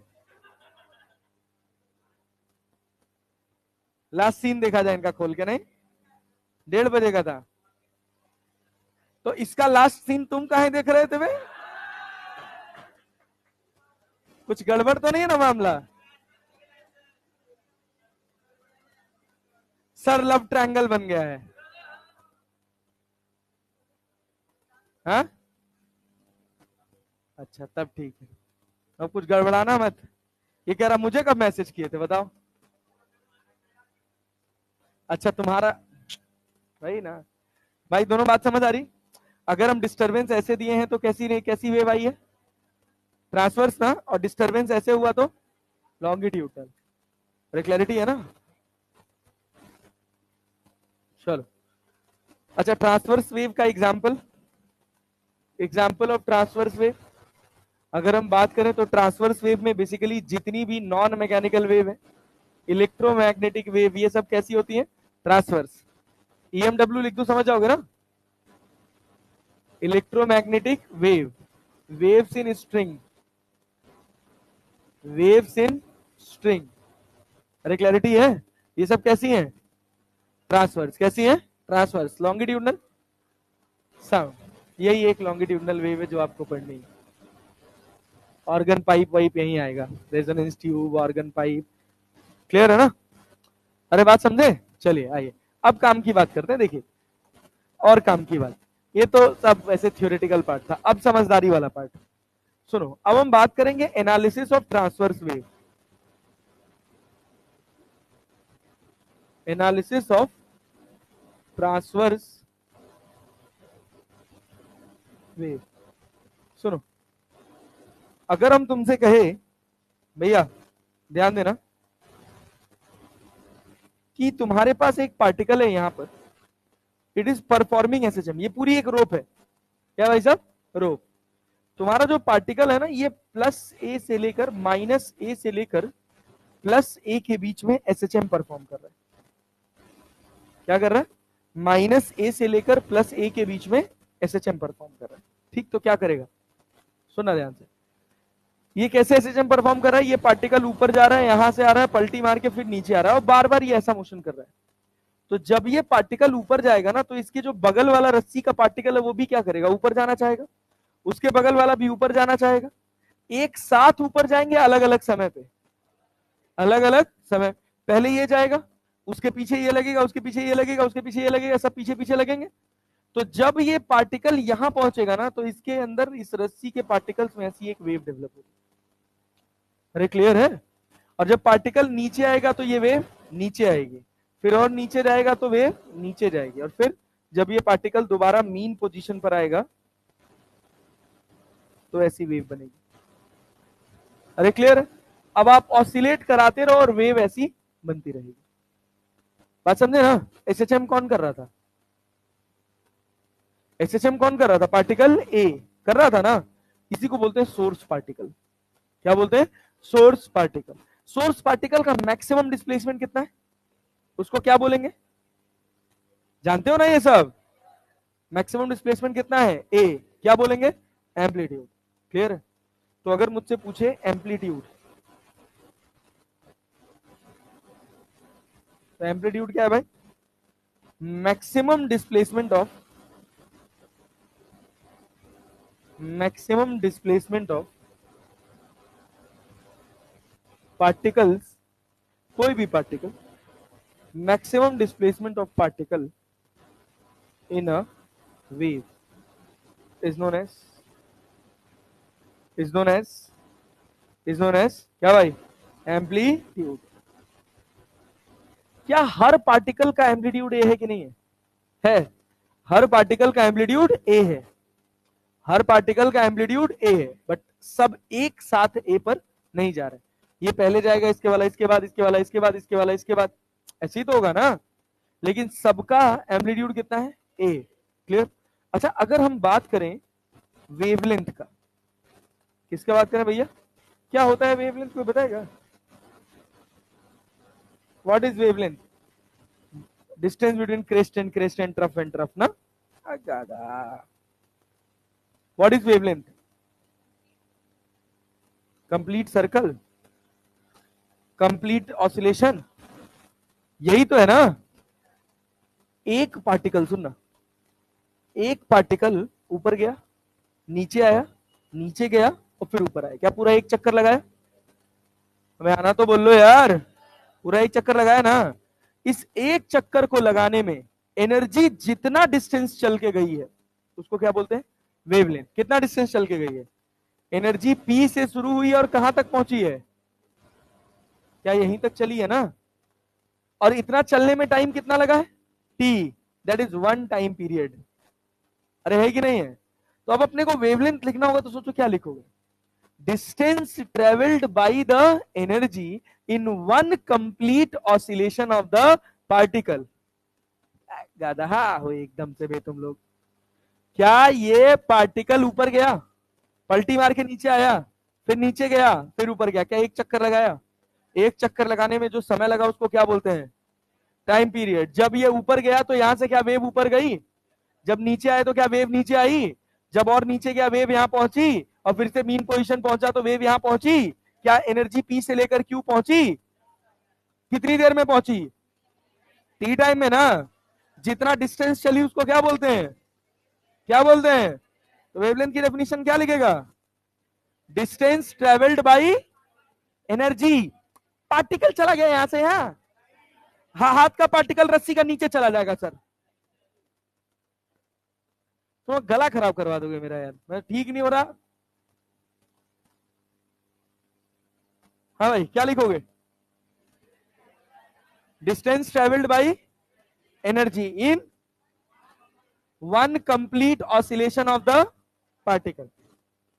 हाँ भाई, क्या लिखेंगे वेवलेंथ में, वेवलेंथ में क्या लिखेंगे, यही बेसिक होता है, distance travelled bye, distance travelled by energy in in one one complete oscillation of particle. एक कंप्लीट ऑसिलेशन ऑफ पार्टिकल में जो डिस्टेंस चला उसको क्या बोलते हैं, वेवलेंथ। वेवलेंथ को डिनोट किया जाता है लैम्डा से। किसे डिनोट करते हैं भाई साहब, लैम्डा। अरे क्लियर है, wavelength is denoted by lambda. ठीक, कोई डाउट, कोई परेशानी? SI unit, SI unit metre. अबे लेंथ है तो मीटर ही होगा ना। सोच, ये बता, एनर्जी क्या पी से लेकर क्यू तक गई है, कितनी देर में, कितना डिस्टेंस चली है, तो स्पीड क्या होगा एनर्जी का, लैम्डा इंटू टी। क्या करूं हे मालिक, v बराबर क्या होगा, लैम्डा बाई टी, उसको बोलते हैं वेव स्पीड। क्या बोलते हैं, वेव स्पीड। समझ आया? आया तो कुछ नहीं, बस सुन रहे हैं राम कथा। आगे बढ़े, अभी लिखे नहीं क्या? अबे क्या कहानी सुनते हो क्या, जब थ्योरी लिखा रहा हो तो थ्योरी तो लिखो।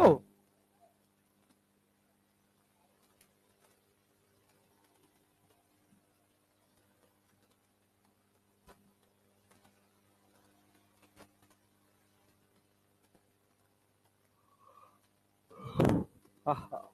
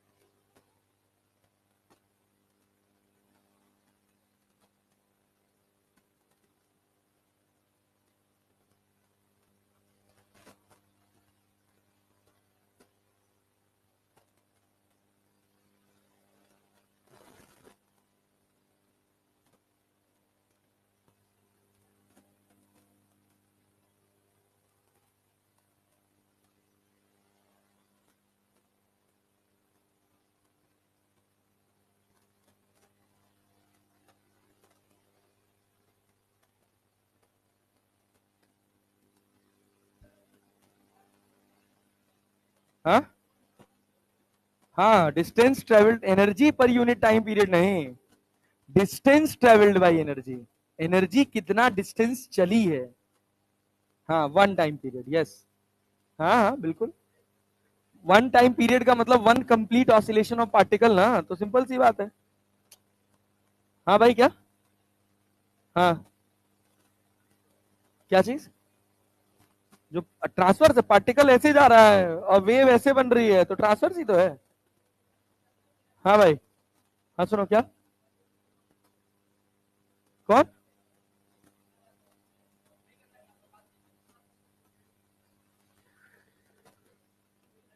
हाँ सुनो, ए भाई छोड़ो यार, तुम काम की बात करो इधर।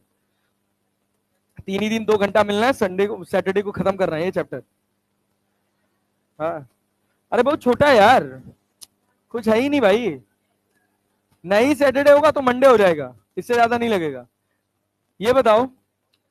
हाँ सुनो भाई ध्यान से, थोड़ा हम नहीं फोर्स कर पा रहे हैं यार, तो तुम लोग एकदम बदमाशी कर रहे हो यार, लिटरली गला खराब है भाई।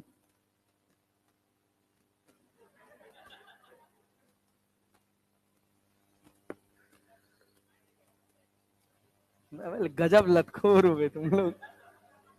सुनो, ये बताओ, पहले ये बात, वेवलेंथ क्लियर है क्या है? तेरे दिमाग में क्या चल रहा है, क्या घटेगा बढ़ेगा? हाँ,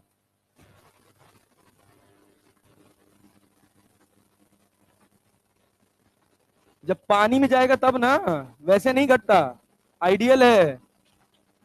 प्रैक्टिकल मत सोच, हाँ जब तक मीडियम नहीं आएगा तब तक लैम्डा चेंज नहीं होगा। हाँ भाई, सुनो, नेता इधर ध्यान दो। अगला हिस्सा है हमारे पास वेव स्पीड। क्या भाई साहब? वेव स्पीड, सुनना ध्यान से। ये हमारा एक सोर्स पार्टिकल था। ओ भाई, अब आपस में बात किया ना, मुंह फोड़ देना मैंने, बदतमीजी कर रहे हो एकदम से। ये पार्टिकल गया ऊपर, ऊपर से आया नीचे, नीचे से गया फिर कहा मीन पोजीशन। अरे गया ना। इतनी देर में वेव कितना गई? लैम्डा चल के गई ना एक चक्कर में। कितना टाइम लगा? टी। तो वेव स्पीड कितना होगा? डिस्टेंस अपॉन टाइम, डिस्टेंस कितना? लैम्डा, टाइम कितना? टी। वी बराबर 1/t को क्या एफ लिख सकते हैं? न्यू और एफ दोनों का मतलब क्या है? फ्रीक्वेंसी। अरे क्लियर है? कहीं न्यू लिखा जाता है, कहीं एफ लिखा जाता है, अपन एफ ज्यादा प्रेफर करेंगे। तो ये बताओ, जब ये वेव एक मीडियम से दूसरे मीडियम में जाएगी तो क्या चेंज नहीं होगा? When medium of propagation changes,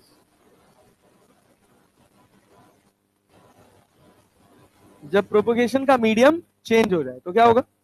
frequency बराबर क्या होगा? कांस्टेंट। जो मीडियम वन में होगा वही मीडियम टू में होगा। अरे क्लियर है? मतलब v1 upon lambda one equals to v2 upon lambda two, that is equal to v1 upon v2 equals to, हाँ भाई, v1 upon v2 equals to lambda one upon lambda two. समझे ना? जैसे हम कह रहे हैं कि ये तुम्हारे पास मीडियम वन है और ये तुम्हारे पास मीडियम टू है, और एक वेव यहां से चलकर ऐसे जा रही है, यहां पर एंटर करती है, तो इसका इसका वेवलेंथ भी चेंज हो सकता है, इसकी रफ्तार भी चेंज हो सकती है, लेकिन फ्रीक्वेंसी पे कोई फर्क नहीं पड़ेगा। अरे क्लैरिटी है? फ्रीक्वेंसी पे फर्क पड़ेगा नहीं। तो ये बेसिक कहानी हो गई वेव स्पीड की। अब दूसरी बात। हाँ भाई, स्पीड, अरे हो नहीं रहा स्पीड चेंज। तो भाई गजब आदमी हो यार, यहाँ v1 से v2 हो गया, लैम्डा वन लैम्डा टू से लैम्डा वन से लैम्डा टू हो गया, तो स्पीड चेंज नहीं हुआ, फ्रीक्वेंसी भी होना चाहिए था।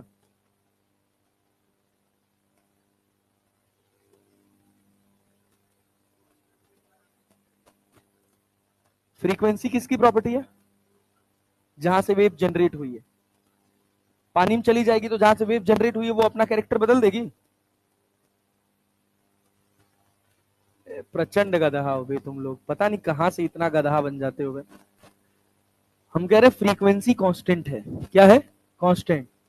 तो लैम्डा बढ़ेगा तो वी बढ़ेगा, लैम्डा घटेगा तो V, V equals to I R, पढ़े हो?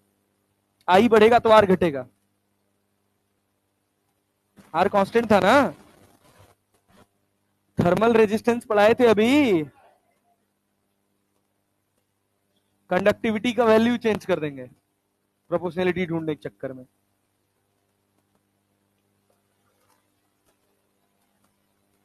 अभी भी लगी रहा है कि लगना बंद हुआ, कम हो गया, बंद नहीं हुआ है। पानी के अंदर बल्ब है, जल रहा था लाल कलर का, पानी के बाहर कौन से कलर का जलेगा? लाल ही रहेगा, ऑरेंज हो जाएगा, पर्पल,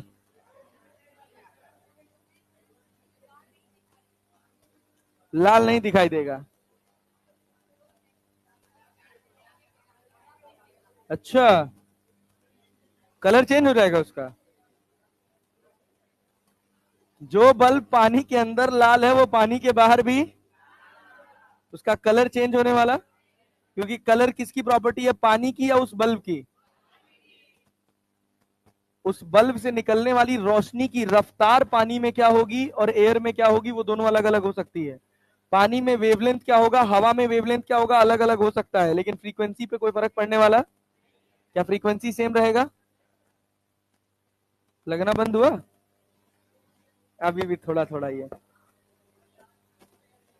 हाँ भैया, अगले 10 मिनट सुनिए, अभी तक तो हम कुछ पढ़े ही नहीं है वेव्स में, अगले 10 मिनट में आपके तोते उड़ेंगे, तो थोड़ा ध्यान से सुनिएगा। और अगर अगला 10 मिनट आप संभाल ले गए तो आप पूरा वेव संभाल ले जाएंगे, ठीक है ना? ठीक है ना? चलिए, बहुत ध्यान से बहुत फोकस के साथ पढ़िएगा, ठीक? चलिए देखिए, अब हम कह रहे हैं इक्वेशन ऑफ वेव। क्या बात कर रहे हैं भाई साहब? Equation of wave. कौन सी वेव पढ़ रहे हैं अपन? ट्रांसवर्स। कौन सी पढ़ रहे हैं? ट्रांसवर्स। ये देखना, सुनना बहुत ध्यान से, कोई डाउट लगे तो हाथ खड़ा करके पूछना, वैसे लगेगा ही। अब भैया जब तुम लोग को फ्रीक्वेंसी में डाउट लग सकता है तो तुम लोग महारथी हो, तुम कुछ भी कर सकते हो तुम। Sir yes sir, we are confident about it. नहीं नहीं, एक प्लस है और दूसरा क्या? माइनस है। एक प्लस है और दूसरा क्या? माइनस है। सुन, this particle is performing about mean position, this particle is performing SHM about mean position. Equation of SHM क्या होता है? ए sine omega t, mean position से शुरू हो रहा है तो ए साइन ओमेगा टी। हमको पता है ओ पार्टिकल का इक्वेशन क्या है? ए sine omega t. When this particle is performing SHM, इसके अंदर एक वेव बन रही है ऐसे, अरे बन रही है ना, कुछ आ रहा है, ऐसे ही तो वेव बन रही है, यही तो पढ़ते आए हो भाई अभी। कुछ नया अभी तक मैंने बोला? नहीं नहीं सर, कुछ नया नहीं बोला। अगर तुमको लग रहा है ना तो चुल्लू भर पानी का इंतजाम करो, ऐसे वेव बनी। अरे बनी ना भाई। हमसे कहा गया कि right the general equation of this wave. Clear? इस वेव की जनरल इक्वेशन लिखनी है जो हर पार्टिकल के लिए जस्टिफाई हो। क्लियर? तो हमारे दिमाग में दो बात आई। एक बात कि ये वेव ऐसे रुकी हुई है या कंटिन्यूअसली चल रही है? ये प्रोग्रेसिव वेव है ना, प्रोग्रेसिव वेव है ना। पार्टिकल कैसा मोशन कर रहा है? पार्टिकल आगे जा रहा है या अपनी मीन पोजीशन के about up and down? Up and down ना। सोचो, क्या तुम इस दौड़ती हुई वेव में कभी एक पार्टिकल को देख पाओगे? वेव तो कंटिन्यूअसली चल रही है, समझ रहे हो ना? अब सोचो, अगर मुझे एक पार्टिकल को देखना हो तो मैं क्या करूंगा, उस रस्सी में जिस पार्टिकल को मुझे देखना वहां मैं लाल कलर की पट्टी बांध दू ना। अब मेरा फोकस कहां हो गया?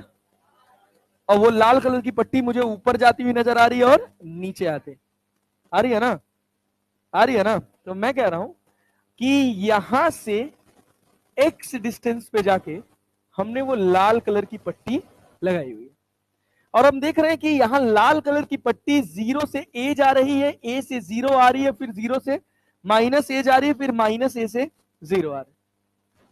अरे आ रही है ना? तो कहा गया इक्वेशन ऑफ दिस पार्टिकल, इस पार्टिकल का इक्वेशन क्या होगा? अरे क्लैरिटी है ना? गेम यही है। अगर इस पार्टिकल का इक्वेशन पता चल जाए आपको तो वही क्या कहलाएगा? Equation of wave. क्यों? अगर इस पार्टिकल का पता है तो ये एक्स तो जनरल है ना, एक्सचेंज करते जाओ, क्या अलग अलग पार्टिकल की अलग अलग इक्वेशन आ जाएगी? आ जाएगी। क्या हर पार्टिकल एसएचएम परफॉर्म कर रहा है? हर पार्टिकल का एम्पलीट्यूड ए है। क्या हर पार्टिकल साथ में एसएचएम परफॉर्म कर रहा है? साथ में कर रहा है? नहीं, नहीं ना, सब अलग अलग समय पर कर रहे हैं। क्लियर? क्लियर? हमने कहा कि हमने इस पार्टिकल को एसएचएम कराया, तो ये जो पार्टिकल है ये कितनी देर बाद एसएचएम करेगा? जब उसको एनर्जी मिलेगी। कितनी देर बाद मिलेगी?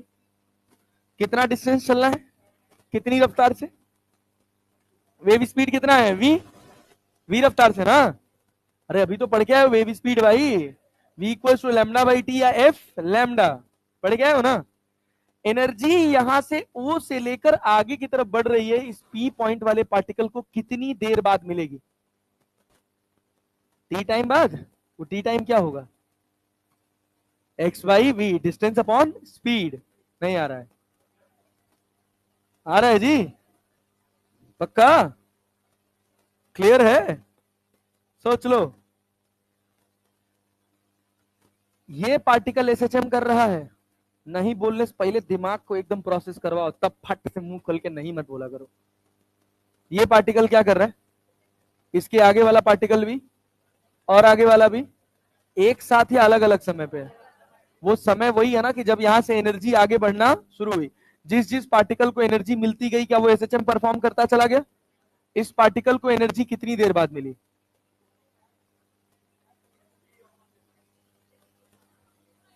बस सिंपल डिस्टेंस है एक्स, रफ्तार है वी। अंग्रेज बनोगे चश्मा आंख के अंदर कर देंगे। कितनी देर बाद? समय, time equals to distance upon speed. कितना डिस्टेंस चलना है पार्टिकल पी तक? एक्स। किस रफ्तार से? क्या एक्स बाई वी समय बाद इस पार्टिकल को एनर्जी मिलेगी? मिलेगी ना? बहुत बढ़िया। अब इस लाइन में थोड़ा इधर आ जाओ। हाँ भाई तू भी थोड़ा किनारे आ। हाँ तू भी आ जा इधर, एकदम किनारे आ। हाँ तुझे कर आ तो बताऊं तो कुछ तो दिखाऊंगा ना यार। सुन, उठक बैठक करना है, ठीक है ना? अरे क्लियर है? हाँ लेकिन लेकिन लेकिन ध्यान देना है, बहुत तगड़ा कॉन्सेप्ट है भाई, जीवन भर याद रहेगा। जब तुमको इसको फॉलो करना है, जब ये उठ जाएगी तभी तुमको उठना है, जब ये उठेगी तब तुमको उठना है, तुमको इसको फॉलो करना है, तुमको इसको फॉलो करना है, एकदम सीक्वेंस में, ठीक है ना? एक साथ नहीं उठना है। अभी तुमको एक वेव दिखाई देगी, ठीक है ना? चलो 1 2 3 स्टार्ट। और बैठना भी है, वो अपना प्रोसेस चलते रहेगा। हाँ फिर चलाओ, चलाते रहो चलाते रहो। फिर एक साथ नहीं, एक साथ उठ जा रहे हो यार, एक साथ नहीं, जस्ट अपने आगे वाले को फॉलो। एक बहुत दमदार सी चीज सिखाऊंगा तुम्हें, जीवन भर याद रहेगा। कभी भी तुम वेव गलत नहीं करोगे। जो प्रोग्रेसिव वेव पढ़ते हो ना, उधर जाके अभी सिंपल हार्मोनिक पढ़ोगे, वेव ऑर्गन पाई पाई पढ़ोगे, वो सब तुमको देखते ही क्लियर हो जाएगा कि क्यों ऐसा हुआ। तो ध्यान से सुनो एकदम ढंग से, ठीक है ना? चलो भाई चलो 1 2 3 स्टार्ट। हाँ बैठते रहना, हाँ बस बिल्कुल, बहुत परफेक्ट। और ये प्रोसेस चलता रहेगा, हाँ रुकना नहीं है। तुमको क्या कुछ वेव का फॉर्मेशन दिख रहा है क्या? अरे वेव का फॉर्मेशन दिख रहा है क्या? अब सोच, चल अब यहां ध्यान से देख। इसने क्या इसको फॉलो किया? इसने क्या इसको फॉलो किया? इसने इसको फॉलो किया। मुझे इसका ज्ञान है, ये सोर्स पार्टिकल है, इसकी इक्वेशन क्या है? ए साइन ओमेगा टी, ठीक है ना? मान लिया मैंने कहा कि इसने एक समय देखा मैंने घड़ी से कि 3 सेकंड हो रहा था, 3 सेकंड पे इसने कुछ मोशन परफॉर्म किया, और सबके पास वो एनर्जी जा रही है एक एक सेकंड के गैप पे। कितने सेकंड के गैप पे? तो इसके पास कितने पे है? इसके पास, इसके पास 6 पे आई ना? सोच, अगर मुझे इसके मोशन के बारे में ज्ञान चाहिए, मुझे सामने वाले का, एकदम फ्रंट सीट वाले का मोशन पता है कितने सेकंड पे? 3 सेकंड पे। जब घड़ी में समय कितना हो रहा था? 3 सेकंड, ठीक ना? इसके पास आए तो कितना समय हो गया? इसके पास, इसके पास, क्लियर है? ये 6 सेकंड पे वो कर रहा होगा जो उसे 3 सेकंड पे कर दिया। अरे बात समझा ना? इसका मोशन जो 6 सेकंड पे होगा, वो उसका कब होगा? 3 सेकंड पे होगा। क्लियर है? उसके पार्टिकल की मुझे इक्वेशन पता है क्या? y बराबर ए साइन ओमेगा टी। क्लियर है? जब मेरी घड़ी में समय क्या बज रहा था, नहीं 3 सेकंड, हाँ चलो 3 सेकंड मान लो, तो 3 सेकंड पे क्या मुझे उसके मोशन का ज्ञान है, ज्ञान है ना। इसका वही मोशन कितनी देर बाद है, 6 सेकंड पे है ना, 4 5 6, क्लियर है। मुझे अगर इनके मोशन का ज्ञान चाहिए तो मैं उनके मोशन में समय कितना रखूंगा, 6 या 3, समझे कि नहीं। जो वो 3 सेकंड पहले कर चुकी है वो ये कर रहा है ना। 6 और 3 का गैप थोड़ा 3 आ जा रहा है, इस वजह से तुम्हें थोड़ा और एक और बात समझनी है कि जैसे मान लो, चलो मैं कह रहा हूं 5 सेकंड, क्या समय मान ले, 5 second, T equals to 5 second पे इन्होंने कोई मोशन परफॉर्म किया। ये सेम मोशन इन्होंने कब किया, 6, इन्होंने कब किया, इन्होंने कब किया, इन्होंने कब किया। ये जो 9 सेकंड पे कर रहे हैं वो कब कर चुके, 5 पे, क्लियर है ना। उनका ज्ञान है मुझे, उनकी इक्वेशन का ज्ञान है कि नहीं है। वहां से लेकर यहां तक एनर्जी कितनी देर में चल के आई है, 4 सेकंड में ना, पक्का ना। हमको 9 सेकंड पर ज्ञान चाहिए, कितने सेकंड पर, 9 सेकंड पे ना। वहां से यहां तक एनर्जी कितना चल के आई है, 4 सेकंड ना। 9 में से 4 गया, क्या मुझे उनके मोशन का ज्ञान हो जाएगा। समझ आया कि नहीं आया, सोच, ध्यान से सुन। ये पार्टिकल है, इस पार्टिकल का इक्वेशन क्या है, ए साइन ओमेगा टी, ठीक है ना। अब कोई समय टी हो रहा था, ये वो समय टी नहीं है, ये जनरल इक्वेशन है। ये टी कुछ भी हो सकता है, ये टी कुछ भी हो सकता है। इस सोर्स पार्टिकल की इक्वेशन का ज्ञान है ए साइन ओमेगा टी। मुझे इस पार्टिकल का ज्ञान चाहिए जो एक्स पर है और किसी भी समय टी पर, क्लियर। तो ये पार्टिकल से यहां तक एनर्जी कितनी देर में चल के आई है, एक्स बाई वी, कितने समय में, एक्स बाई, क्लियर है। ये पार्टिकल जो टी समय पे कर रहा होगा, ये वाला पार्टिकल एक्स बाई वी समय पहले कर चुका होगा। जो वो 9 सेकंड पे कर रहे थे, ये 4 5 सेकंड में कर रही थी ना, मतलब 4 सेकंड पहले कर चुकी थी। अरे समझ आया कि नहीं आया। इनका इक्वेशन मुझे क्या पता है, ए साइन ओमेगा टी। ध्यान से सुनना, जो वो 9 सेकंड पे मोशन परफॉर्म कर रहा था, ये कितनी देर पहले कर चुके थे, कितनी देर पहले, एक एक स्टेप करके चलो। जो वो 9 सेकंड पे कर रहा था, वो ये कितनी देर पहले, 4 सेकंड पहले, 4 सेकंड। उस समय समय कितना हो रहा था, 4 की 5, तो मैं टी की जगह क्या रख दूंगा, 5। अरे समझे कि नहीं, समझे ना। तो ये पार्टिकल जो टी समय पे कर रहा होगा, ये वाला पार्टिकल क्या एक्स बाई वी समय पहले कर चुका होगा, और उस समय समय क्या हो रहा था, यहां सोचो ना, जो यहां टी पर हो रहा था। अब इसके हिसाब से सोचो, 5 छोड़ दो, छोड़ के आगे भी निकलना होता है जीवन में, ठीक है ना। सुनो, जो ये पार्टिकल टी समय पे कर रहा होगा, ये वाला पार्टिकल कुछ समय पे एक्स बाई वी समय, उस समय समय क्या हो रहा होगा, टी माइनस एक्स बाई, अरे आया क्या, इसकी इक्वेशन में रख दो, वाई एक्स कॉमा टी जो होगा वो क्या होगा, ए साइन ओमेगा।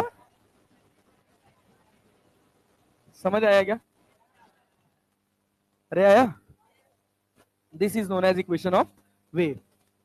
बल्ले पड़ा, अभी तो छोटा सा डेमो है, just a demo piece, but समझ आया, पक्का जी, कोई दिक्कत नहीं। फिर से सुनना एक बार, जो ये पार्टिकल कब कर रहा है, टी समय पे, ओरिजिन वाले पार्टिकल के इक्वेशन का ज्ञान है ना, वो ये पार्टिकल कब कर चुका है, एक्स बाई वी समय, उस समय समय क्या हो रहा था, T minus x by, T minus x by. तो इसकी इक्वेशन में मैं टी की जगह क्या लिख दूंगा, क्योंकि उस समय समय टी थोड़ी हो रहा था, क्या हो रहा था, टी समय पे तो तुम यहां हो ना, यहां क्या एक्स बाई वी समय पहले हो ना, मतलब किस समय पे हो, इसकी इक्वेशन में डालो, इसका इक्वेशन मिल गया। अरे मिल गया कि नहीं मिल गया, ठीक है ना। जीवन भर हम रट जाते हैं, ए साइन ओमेगा टी माइनस के एक्स होता है, रट लो। अरे क्लियर है, समझ आए, अच्छा इसी को थोड़ा सा और सिंप्लीफाई कर देते हैं तुम्हें। देखो a sine omega T minus omega x by v लिख सकते हैं। अरे लिख सकते हैं, सुन, a sine omega T minus omega को क्या 2 पाई बाई टी लिख सकते हैं यार, और वीटी को क्या लिख सकते हो, वी इंटू टी लैम्डा। इसको क्या 2 pi by lambda into T into x हो गया ना, lambda into T distance into time का स्पीड नहीं हो जाएगा यार। अरे 2 पाई बाई लैम्डा लिख रहा हूं यार, मतलब डायरेक्टली लिख दिया हूं, गलती sorry. 2 pi by T into V, तो टी इंटू वी को क्या लैम्डा नहीं लिख सकते हो, लिख सकते हो ना। अबे यही तुमने आज के पहले अगर गलती से कभी वेव पढ़ा होगा तो एक इक्वेशन देखा होगा क्या, a sine omega T minus 2 pi by lambda into x, देखा ना। 2 पाई बाई लैम्डा को के बोलते हैं, 2 पाई बाई लैम्डा को क्या बोलते हैं, के। 2 पाई बाई लैम्डा बराबर के, that is known as wave number, that is known as wave number. तो इस इक्वेशन को सिंप्लीफाई करेगा तो क्या लिखेगा, y बराबर ए साइन ओमेगा टी माइनस के एक्स, y बराबर ए साइन ओमेगा टी माइनस के एक्स। समझ आया क्या, k का वैल्यू किसके बराबर है, 2 पाई बाई लैम्डा। अच्छा सुन, अगर तुझे ये बात समझ आई है तो मुझे एक बात और बताना, ये ऐसे पार्टिकल है, ऐसे वेव दौड़ रही है, अब ये वेव इधर दौड़ रही है और ये हमारा पार्टिकल p है, इसका ज्ञान है मुझे y बराबर क्या, ए साइन ओमेगा टी, है ना। मुझे अब इसकी इक्वेशन चाहिए, तो मैं x पे जाके y देखूंगा तो मैं क्या इक्वेशन लिखूंगा, सोचना है अपने को, कि प्लस आएगा, कैसे कैसे सोचना है। टी टाइम पे मुझे इसकी इक्वेशन चाहिए कि नहीं चाहिए, इस पार्टिकल की इक्वेशन चाहिए कितने समय पे, क्या वेव इधर जा रही है, जो ये पार्टिकल टी टाइम पे करेगा, अगर वेव की रफ्तार v है तो वेव इस p के पास कितनी देर बाद पहुंचेगी, x बाई वी समय बाद पहुंचेगी। तो उस समय इस पार्टिकल के पास समय क्या हो रहा होगा, t हो रहा होगा, T plus x by V, T plus x by, अरे क्लियर है क्या। तो अगर तुमको इस पार्टिकल का इक्वेशन चाहिए तो तुम लिखते हो y बराबर ए sine omega T plus x by v, लिखते हैं ना। अब फिर इसको सॉल्व करेंगे तो ये होगा ओमेगा टी माइनस ओमेगा के प्लस ओमेगा की जगह 2 pi by T into V into X, फिर लिखा जाता है ए sine omega T plus K X. अरे समझे कि नहीं, यहां देख, यहां एक बात ध्यान से देख, एक्स के साथ कैसा साइन है और टी के साथ भी, वेव किधर गई, प्लस एक्स में कि माइनस एक्स में, माइनस एक्स में ना। यहां एक्स के साथ कैसा साइन है और यहां तुझे वेव कैसी जाती हुई नजर आई थी, प्लस एक्स में ना। तो जब टी और एक्स के साइन ऑपोजिट होंगे तो वेव प्लस एक्स में जाएगी, और सेम होंगे तो क्या वो हमको दिखा कैसे हो रहा है, समझ रहे हो ना। अभी जब तुम पढ़ोगे ऑर्गन पाइप तो यहां से साउंड जाएगा, यहां से टकरा के वापस आएगा, तो जाने की इक्वेशन और आने की इक्वेशन लिखने आनी चाहिए, तब जाके हमको समझ आता है, तब हम इंटरमीडिएट वाले सवाल बना पाते हैं, तब हमको बीट्स समझ आता है कि बीट्स होता क्या है, क्यों दो इक्वेशन ऐसे लिखी जाती है। जब तुम सुपर पोजिशन ऑफ वेव्स पढ़ोगे, रिफ्लेक्शन ऑफ वेव पढ़ोगे, एक वेव जाएगी और दूसरी वेव टकरा कर वापस आएगी, तो जब टकरा के आती है तो उसका फेज चेंज हो जाता है, कैसे चेंज हो जाता है, जब तक उसका ज्ञान नहीं कर पाओगे तब तक तुम कभी भी इस चैप्टर को समझ नहीं पाओगे। At the end of the time बस केवल फॉर्मूला रटते रटते कहानी खत्म हो जाएगी। क्लियर है क्या, आज की जितनी बात बताई ये समझ आई, पक्का जी, क्लियर है, चलो एंजॉय करो। नहीं था अच्छा मास्टर हो।